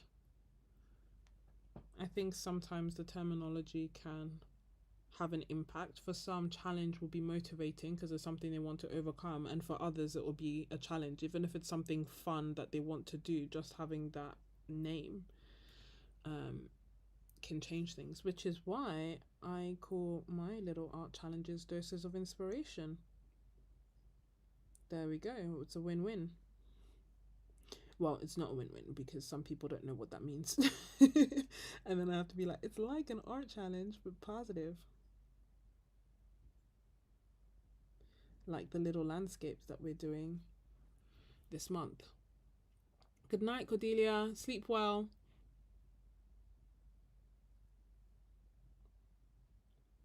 Little details.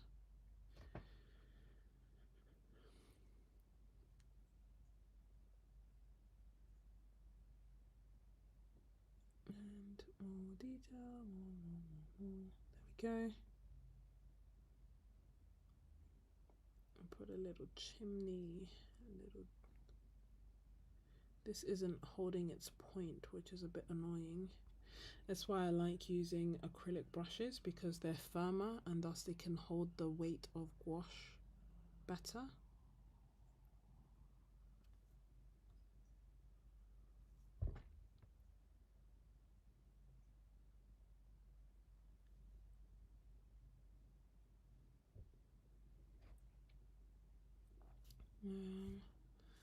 Let's add some more detail.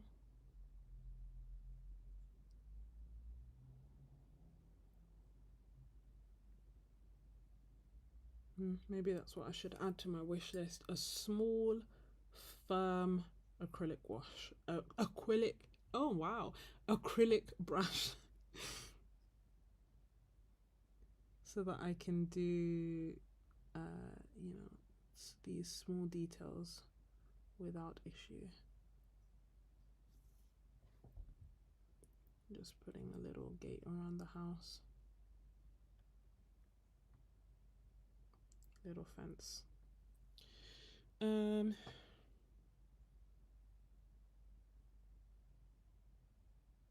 quite like that actually. I think the only thing I want to do is some more shadows underneath the rocks.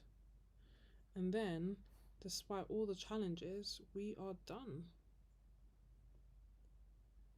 Just do that there.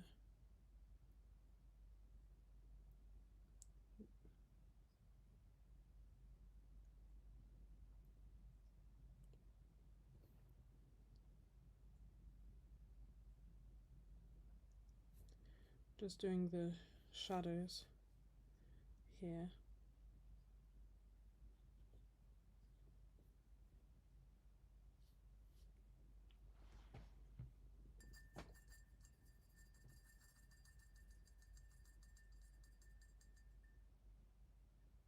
Is it? I don't see it.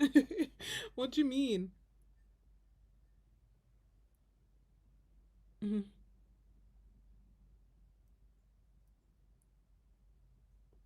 Oh, that's so good. I'm glad, David.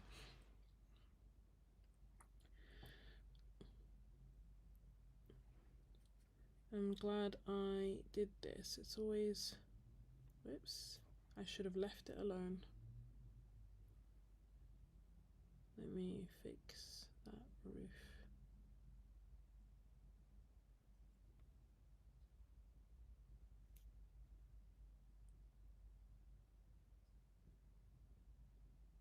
It's so funny because I feel like this was an excellent example of like trust in the process and working and reworking without overworking. And I guess it kind of depicts the... I'm trying to see what she means by screaming. I can't see a face.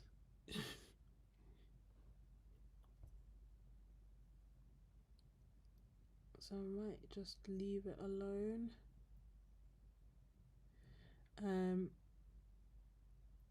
But yeah, it was definitely like, it made me work for my money.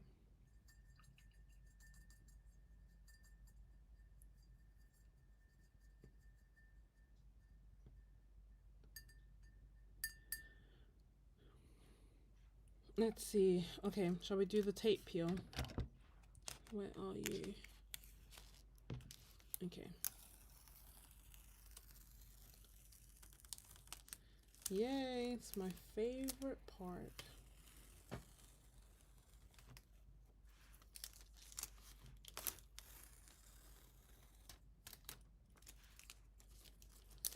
Enjoy, bon appetit. I'm going to be heading to bed. So I probably won't be here when you finish. Here we go. Just throwing this straight away because the gouache is still wet. Don't want to get gouache everywhere. Let's take it off our block.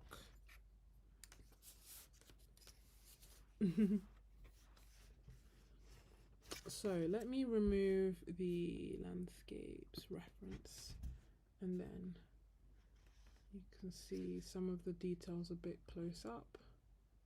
It's still, so don't judge the shin hand on this because this bit is still wet. That's why there's a sheen, but the rest of it actually doesn't have a sheen, so it does dry matte as it should.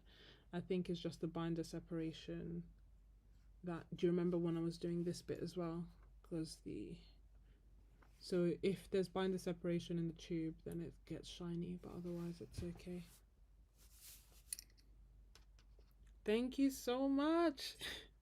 You guys are the best.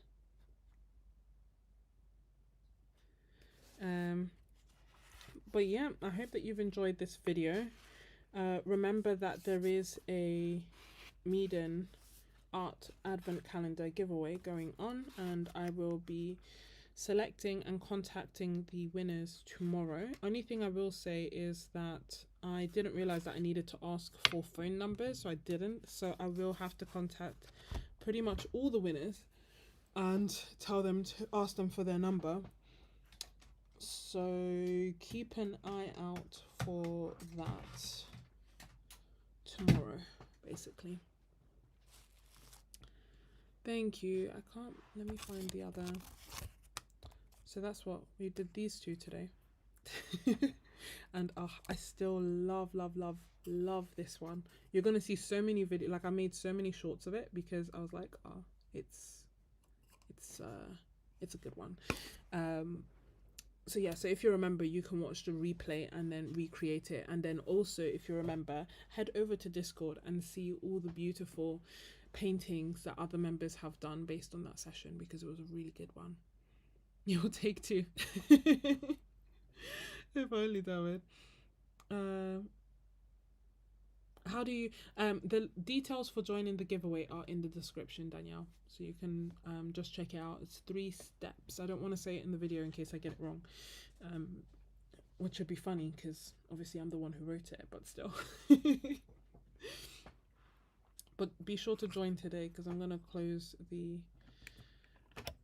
join it. Oh, that is so good though. I'm not surprised though, your paintings are always amazing, whether we do them together or not. But yeah, I like the little details after all that work. And it's so funny because with every painting I try to, like, even if I love a painting, fine, but with all paintings I try to think about things in it that I like, irrespective of how much I love it or not. Like, I think it's still good practice to get into the habit of analytically looking and seeing, okay, if I love it, why do I love it and what do I like about it? Oftentimes for me is the things that, I don't know if it's things that people would enjoy as much as I do, but like, you see these rocks that took me like about 30 seconds out of this entire live stream to do, the tiny ones in the back and these tiny ones here with the little shadows. I love them. And like the dry brush on that, I absolutely love details like that. Anyway, I'm just sharing that so that, you know, it might be a good habit for you to also consider employing, because it means that even if you create something that perhaps you don't love, you are already trained to see what is good in it and what can you take from it and what can you do. So hey Andrea, was it Andrea? Oh, it's okay. I hope you enjoyed the replay. It'll be up as soon as this is done. And as I say, these are the 2 that we've done, and there are some more videos that are to come if you are one of my members. And to join my membership, it's not on YouTube, it's over on Ko-fi, and I will leave that linked in the description for you.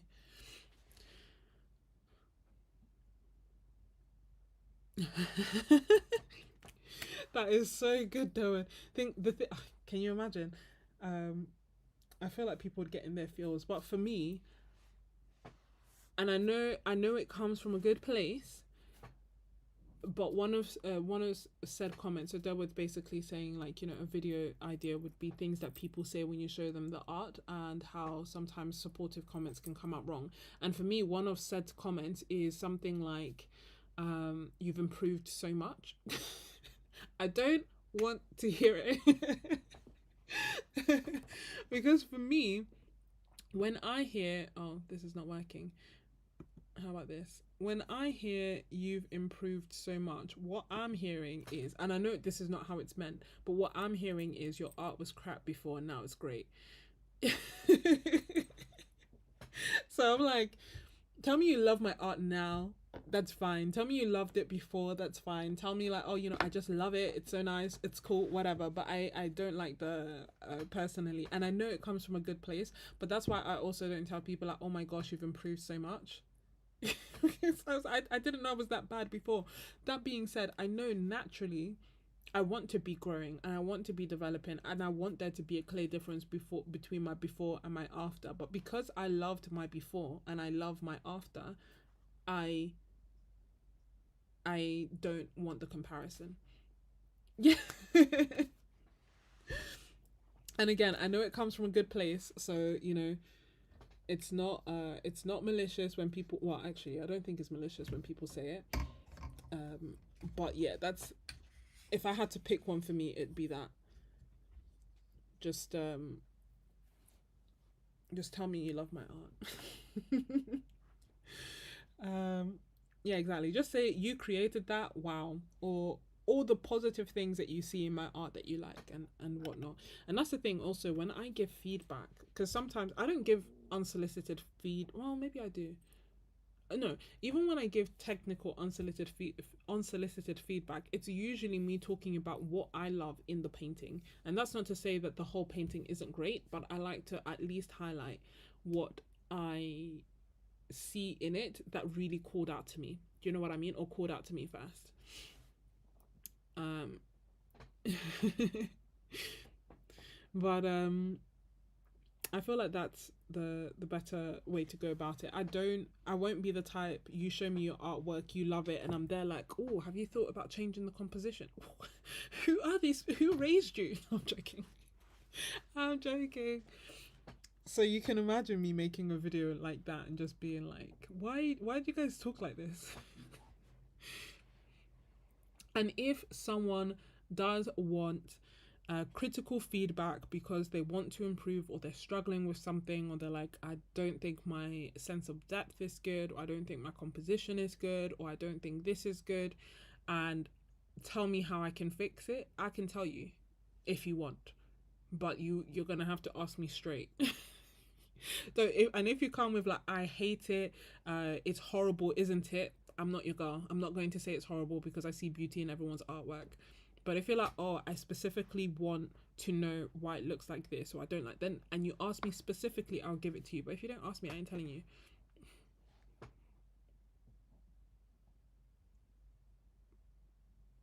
Oh, yeah. This is yeah.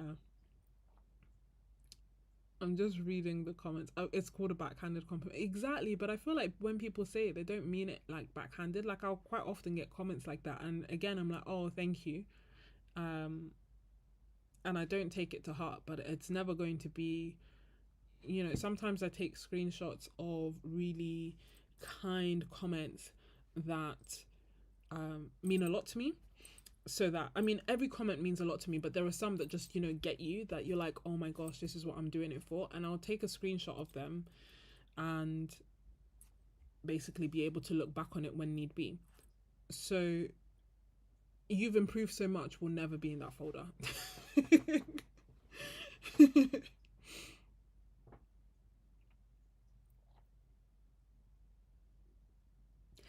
But April, a win is a win. Many people have watched many more videos and many less videos, and still they can't create the art that you create.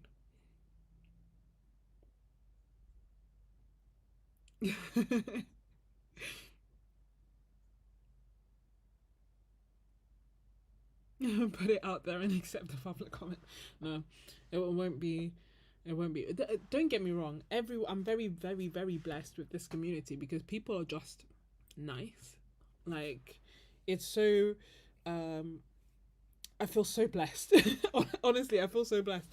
Like I've had like friends who've had YouTube channels that aren't in the art space, and some of the comments that they were getting were just absolutely vile. I'm like, what is this? And I've thankfully never, like, the fact that I'm like, oh, you've improved so much as a quote unquote bad comment just shows you how lovely everybody really is. I'm definitely fortunate, but it's just that when, Delwood, when you sent that message, that's instantly what kind of like came to mind. Another thing is some people don't like my use of color.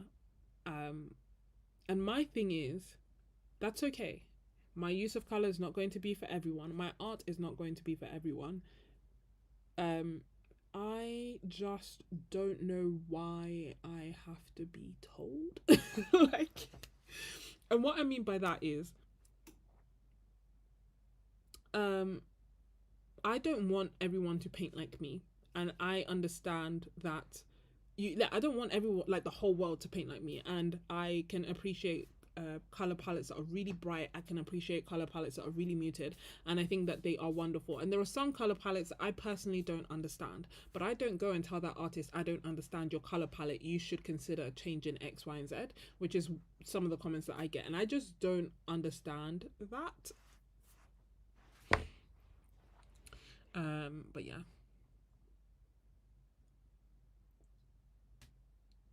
Yeah, I know, and I'm so grateful for that, Dawood. I really am. It's a beautiful, beautiful, fun place.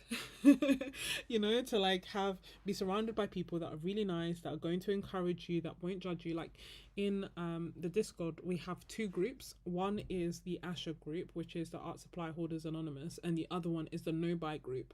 Obviously, we are one group of people, so we are in both chats, right? And I could go in one chat and be like, say I go to the Asher and I'm like, I really want the Shin Hand gouache. The Asher is Art Supply Anonymous, so if I'm messaging that, more often than not, it means encourage me to buy this. Like, I want to buy it, but I'm feeling guilty. And people without guilt, without any shame, will be like, that gouache is perfect for you. You go ahead, you treat yourself. If I then go and I post the same art supply in the no buy, the same people will then be like, you got this, use the supplies that you have, we'll got you, like, it's just so lovely. Like, everyone's just so nice, and so supportive without judgment, whether you want to buy supplies, don't want to buy supplies, paint with gouache, don't paint with gouache, paint with watercolor, don't paint, like, whatever you do. Everyone's just really nice, and I'm truly blessed to know you all, so thank you. I have a professional artist I'm on social media with, and I'm sure someone like, oh, another landscape, and for their silence, I'm forever grateful. Honestly, you know what? It can come from a good place, but I think it can have some insidious consequences, because I loved painting florals, and I guess I still love painting florals, but I think in part the reason I stopped painting them was because people kept being like, oh, some more florals, ugh, florals again, ugh, I love your landscapes, ugh, okay, florals. And again, it's coming from a good place. People like the landscapes. That is good. I understand that. But then I'm human, right? So the consequence, even if I'm trying to fight against that, is that eventually I started painting more landscapes, because I was like, well, I'm good at landscapes, so why paint something I'm not good at? And don't get me wrong, I love my florals. I know I'm good at my florals, but do you see what I mean? Like, sometimes people should just keep their opinions to themselves.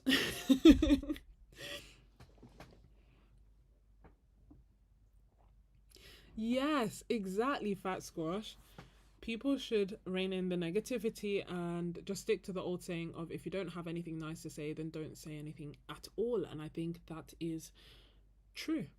Truly, I think that's the key difference. I think in the world of social media, I think people have gotten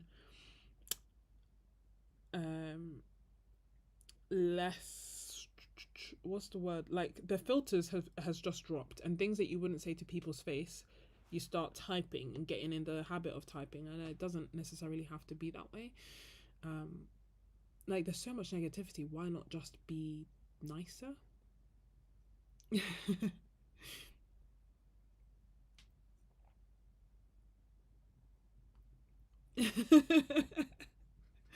We're going to, David says, we're going to be in the history books as a social media floral landscape movement and be archived. Honestly, you know what I was thinking about, and I think I've mentioned it to David as well, is that I can't remember the exact artist, forgive me, I don't know art history, but I feel like Van Gogh was sending letters to different artists, and again, I don't know if the time periods make sense or anything like that, but I feel like a lot of artists just kind of knew each other and would send each other letters and send each other's artwork and like even paint each other, and like big famous back in the day painters. And it then kind of made me wonder, like, would our community, do you think like one day our community would kind of be like that? They would be like, oh, and if you look, you can see the Discord comments between them, and how this artist knew that artist, and you know, it'd be pretty cool. Even though our art is very varied, I feel like they would see like a string, or would they see, like, for example, that we've done Zoom sessions like this and be like, or like the live stream that we did yesterday, and say, see that, oh, well, as you can see, these 10 artists have recreated the same piece, and how they used to get together and create art, like, you know what I mean? I think it'd be pretty cool. Mm, yes, I agree, Gods and Heroes. I think that's the best way to go about it. Yes, and I think you'll love it.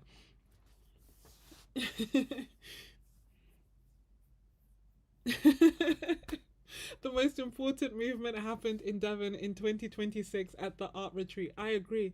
And they'll be able to look back and see the pictures, the artwork. They're like, oh, it's going to be so good. I'm so grateful to God. I'm so excited. I can't wait.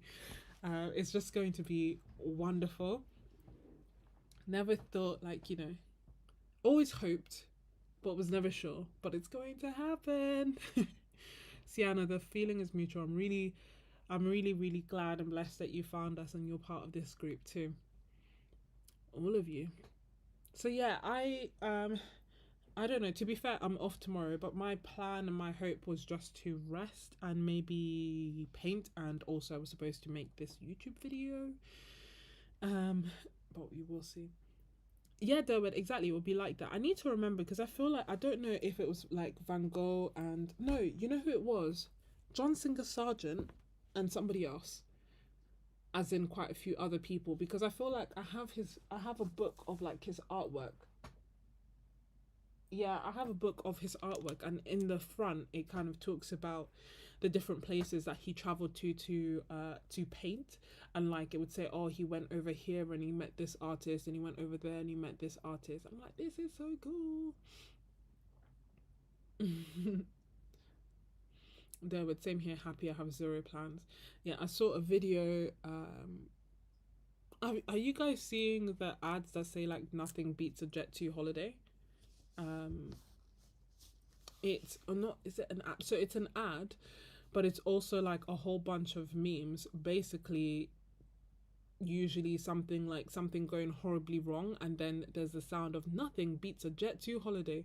Idea being that you, that's their logo, like their slogan, but quite often, allegedly, their holidays are so dreadful that it is just terrible. Hence why something terrible happens and you say nothing beats a Jet 2 holiday. Anyway, so I saw a video that was basically saying, what are you planning to do? And it was the theme song of Nothing Beats a Jet 2 holiday, but it was just nothing, and then the person went to bed, and I was like, oh, I actually can't wait for that.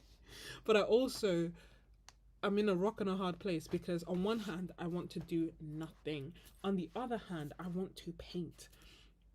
I just want to paint big, small, abstract, representative, landscapes, florals. I just feel like I want to paint, but I also feel very tired. This is a painting that I did. It may be, if I get myself like my act together, the video that I was kind of talking about with the favorite colors, I was thinking about doing some little paintings, and you can see this is a tiny painting for me. So this is a little landscape and this is a tiny landscape, per, as per my opinion, based on nothing but my opinion.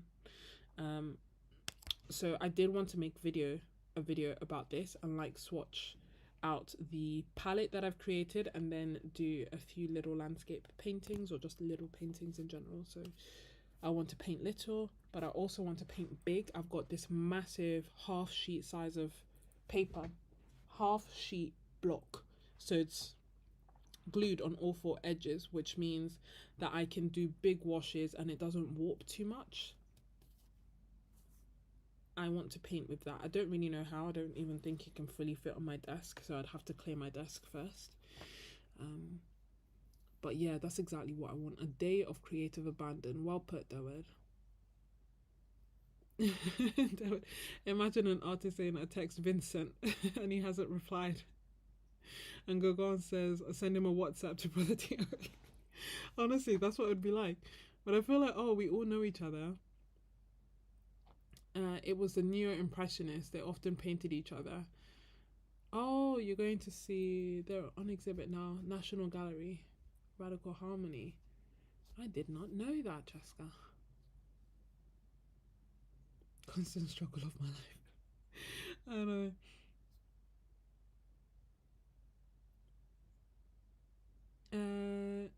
Nothing beats a Jet2 holiday on the ladder Instagram guy where he guesses people. Honestly, it's fun. It is fun. It's funny. But yeah, so we'll see. When I do nothing, I feel guilty for doing nothing. But then I also feel like I keep doing too much and then suffering the consequences. But I'm excited. I'm really excited. I should probably date this. I always think I'm going to remember everything.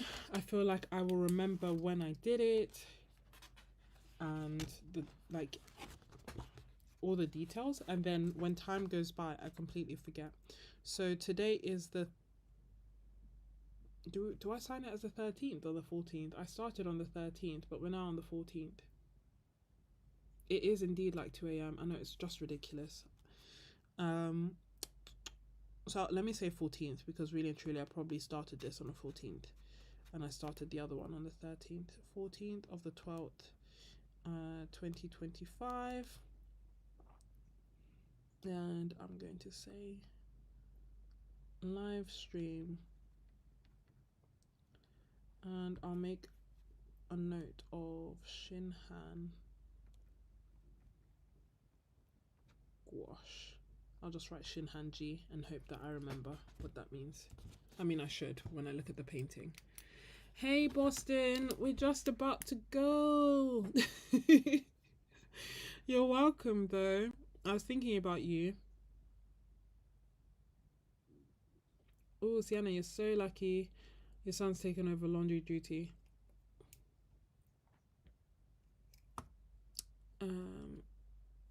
Oh, the voice actor. She's famous, and not in a good, like, I mean, in a good way for her, I guess. She's not Jet2, but it's funny because Jet2 are still using it. I guess any marketing is good marketing, but literally it's always something wrong. It's like nothing. And it got to the point I was going to book a holiday, a flight, and I saw it was Jet2, and I just heard, you know, I just imagined and remembered the videos that I'd seen, and I was like, yeah, it's a no from me. I'd rather just pay extra and know that I'm going to get to where I'm going and enjoy it. So happy that you are here, Boston. We were just chatting. We've done this, just in case you wanted to see the replay, we've done this painting in gouache. I was using the Shinhan gouache because I wanted to see how it is. I'm enjoying it so far, I can't lie. There isn't, I mean, yeah, I'm enjoying it. Part of me wonders what would maybe make sense for me to do, especially because of that discount that's on Jackson's at the moment. It maybe makes sense for me to look through what limited palette of colors I would want to get and just get a few colors, because then I don't think I need all of them. I think it just makes sense for me to get my favorites. So obviously I've bought these 3, But like ultramarine, for example, I need opera. Again, I just don't know. I feel like usually it goes a bit further, and fair enough, this is full, but for it to be full and half the tube doesn't quite make sense to me. I feel like normally I can fill them 3 times over by Winsor and Newton, and it's technically the same amount, but less liquidy. So I think the Shinhan are more liquidy. I can't always put my word on my finger on what I'm feeling in terms of my impression, but I guess that must be it.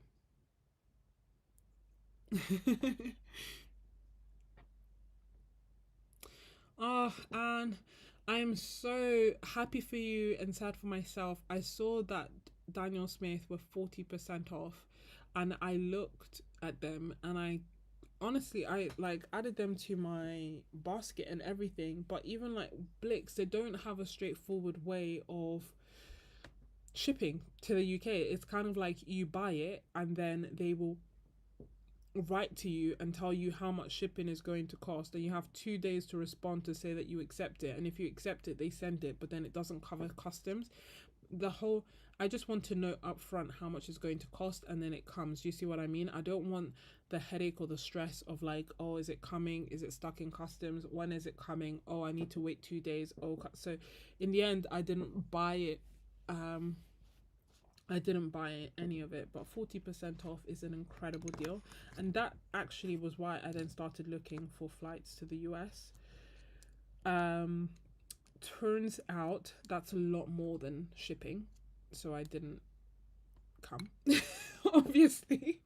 And also, I don't think that I can just hop over to the US right now. I think that, like, it's trickier, isn't it? Is the promo still going on? I'm not sure. Definitely worth checking. It was like last week, and I would be forever grateful. There was like part of the reason I was like maybe I should go is that there's the easel I want to get. Daniel Smith, Da Vinci. They're the main things if I'm being honest, and Core, if I'm being honest. Although Core, I feel like it's it's cheap. Well, actually, I was like, it's cheaper in the US. I don't know how much cheaper, but basically, I was like, well, by the time that I'd pay for all those things to be shipped, it would maybe be cheaper for me to just fly to the US with an empty suitcase and take it back. I am, of course, joking if this were to ever be watched by immigration. I'm not saying that this is what I would do if that's not correct to do. Does that make sense? Anyway, hypothetically speaking, that's something one could do. Um, but the flights were like 400, and it's winter, and I don't think I'm built for a US winter, if I'm being honest.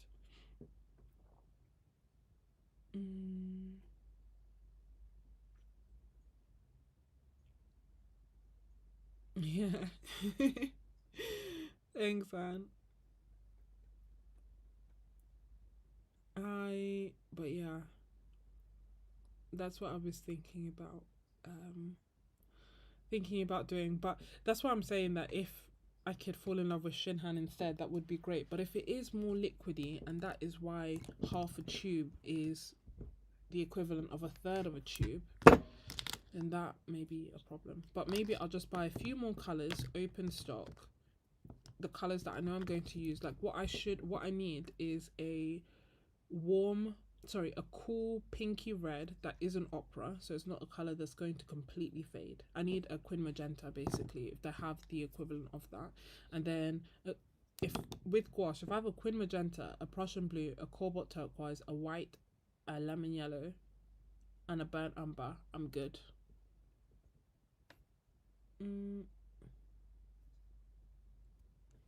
Thank you, Boston. We did this one today. It's very cute. And then we did this one yesterday in the live stream. This one's members only, so you can access the replay though. It's the one from yesterday. It's on Ko-fi. I love it. I keep looking at it. I absolutely love it. And when I was painting it, as with all lives, don't really know how it was going until the end. But when I looked at it at the end, I was like, oh my gosh.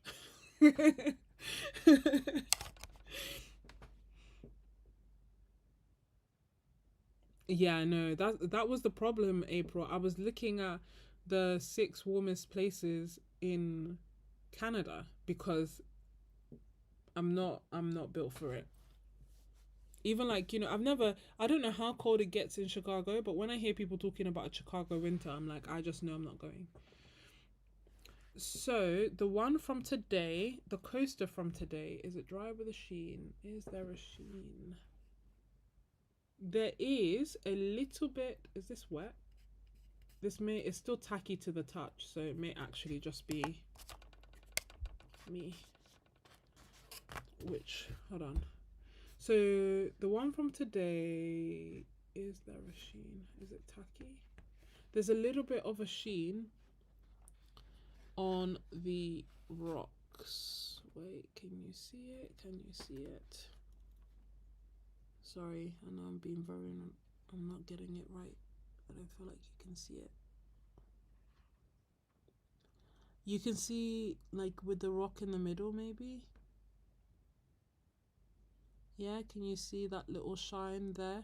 But I suspect, you remember when I poured out the Prussian blue, I said, oh no, the binder's come out, and yet I painted with it anyway. I think that's why there's the sheen on there. So the colors that don't have the Prussian blue in it are all completely fine. So the colors where the binder didn't separate are all completely fine. The color where the binder did separate, and instead of me mixing it back into the tube, I painted with it anyway, that has a bit of a sheen.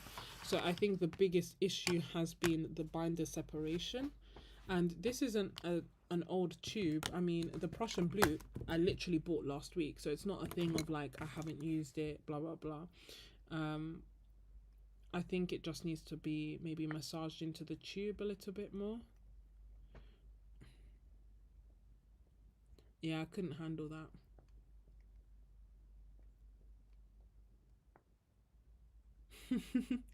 And yeah, I know. I'm glad that we're helping Boston. That's why I wanted to stay for a little bit longer. Yeah, so not the whole thing. Just the rocks here. And here, well, here the thing that's interesting with this one is that the color that had the binder yesterday is the permanent orange, so it's the orangey color. But I don't feel like, maybe it is all the, but I feel like I didn't put any of that orange color on the bark, and yet it's got that sheen. So I don't know if I accidentally spread it. I don't really know what happened, but quite a bit of it had the sheen. None at the top, oddly enough, all at the bottom. Um, Whereas with the Winsor and Newton, no sheen at all that I could see, and those were, some were fresh out of the tube and some were not. This one technically there is the sheen, but as I kind of expressed, the sheen is from me putting the pencil, yeah, right there. Where are you? Here. The sheen is from me putting the pencil down, but this one had no sheen. And then I have some more, but as I promised, we're doing a surprise. I won't show you the other ones.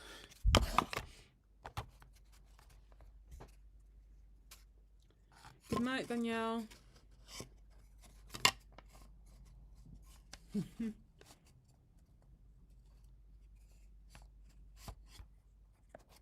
Thank you, Neck in the Clouds. This definitely makes it fun.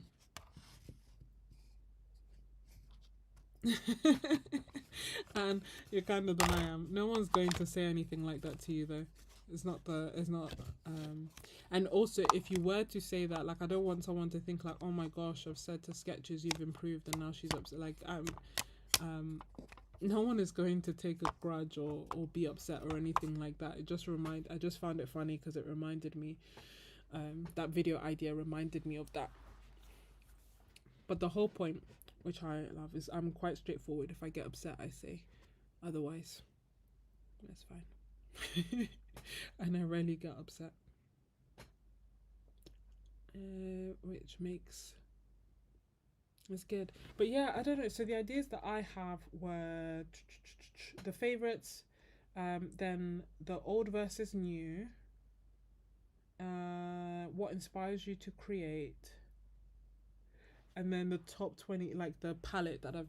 It's not this one. I think this is my. Hold on, let me see. Yeah, this is my autumn palette. I've made a video on that already. I need to find my. Oh, what's this? I thought I put it in a mini, but I didn't. I put it in here, my top 20.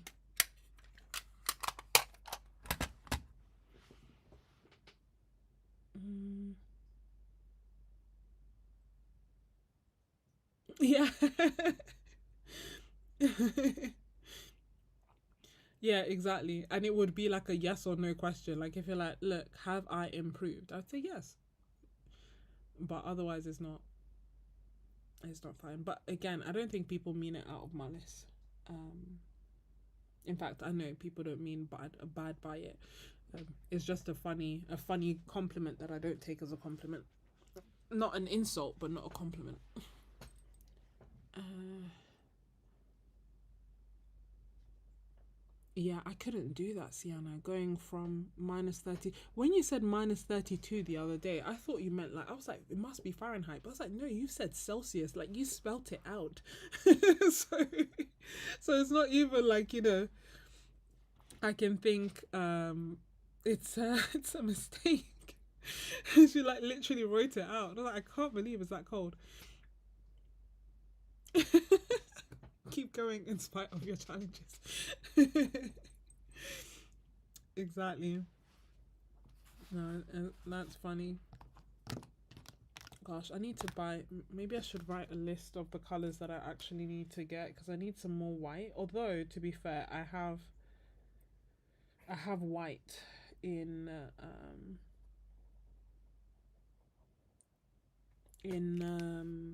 what's this? Winsor and Newton. I have a big tube of white that I need to use, so maybe I should just use that up before anything.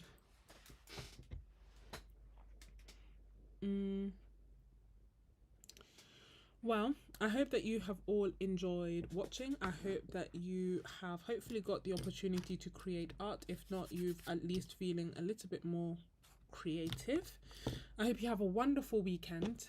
If I go live, I will see you tomorrow. If I don't go live and you are a member, I will catch you on Discord. Remember to join the giveaway. I was going to close it straight away, but it seems kind of mean in case people are watching on the replay. So I'll close it tomorrow and get in touch with the winners tomorrow. Join my membership if you haven't already done so, especially if you want to be part of, well, either tier, whether you want to be in the studio tier and have a community and art sessions, or if you want to be in the Happy Mail tier and receive the Happy Mail. But yeah, I think I should let you guys go. Thank you so much for a wonderful evening. You always uplift me and others, and you are incredible. I hope you have a lovely night and a wonderful weekend. Bye.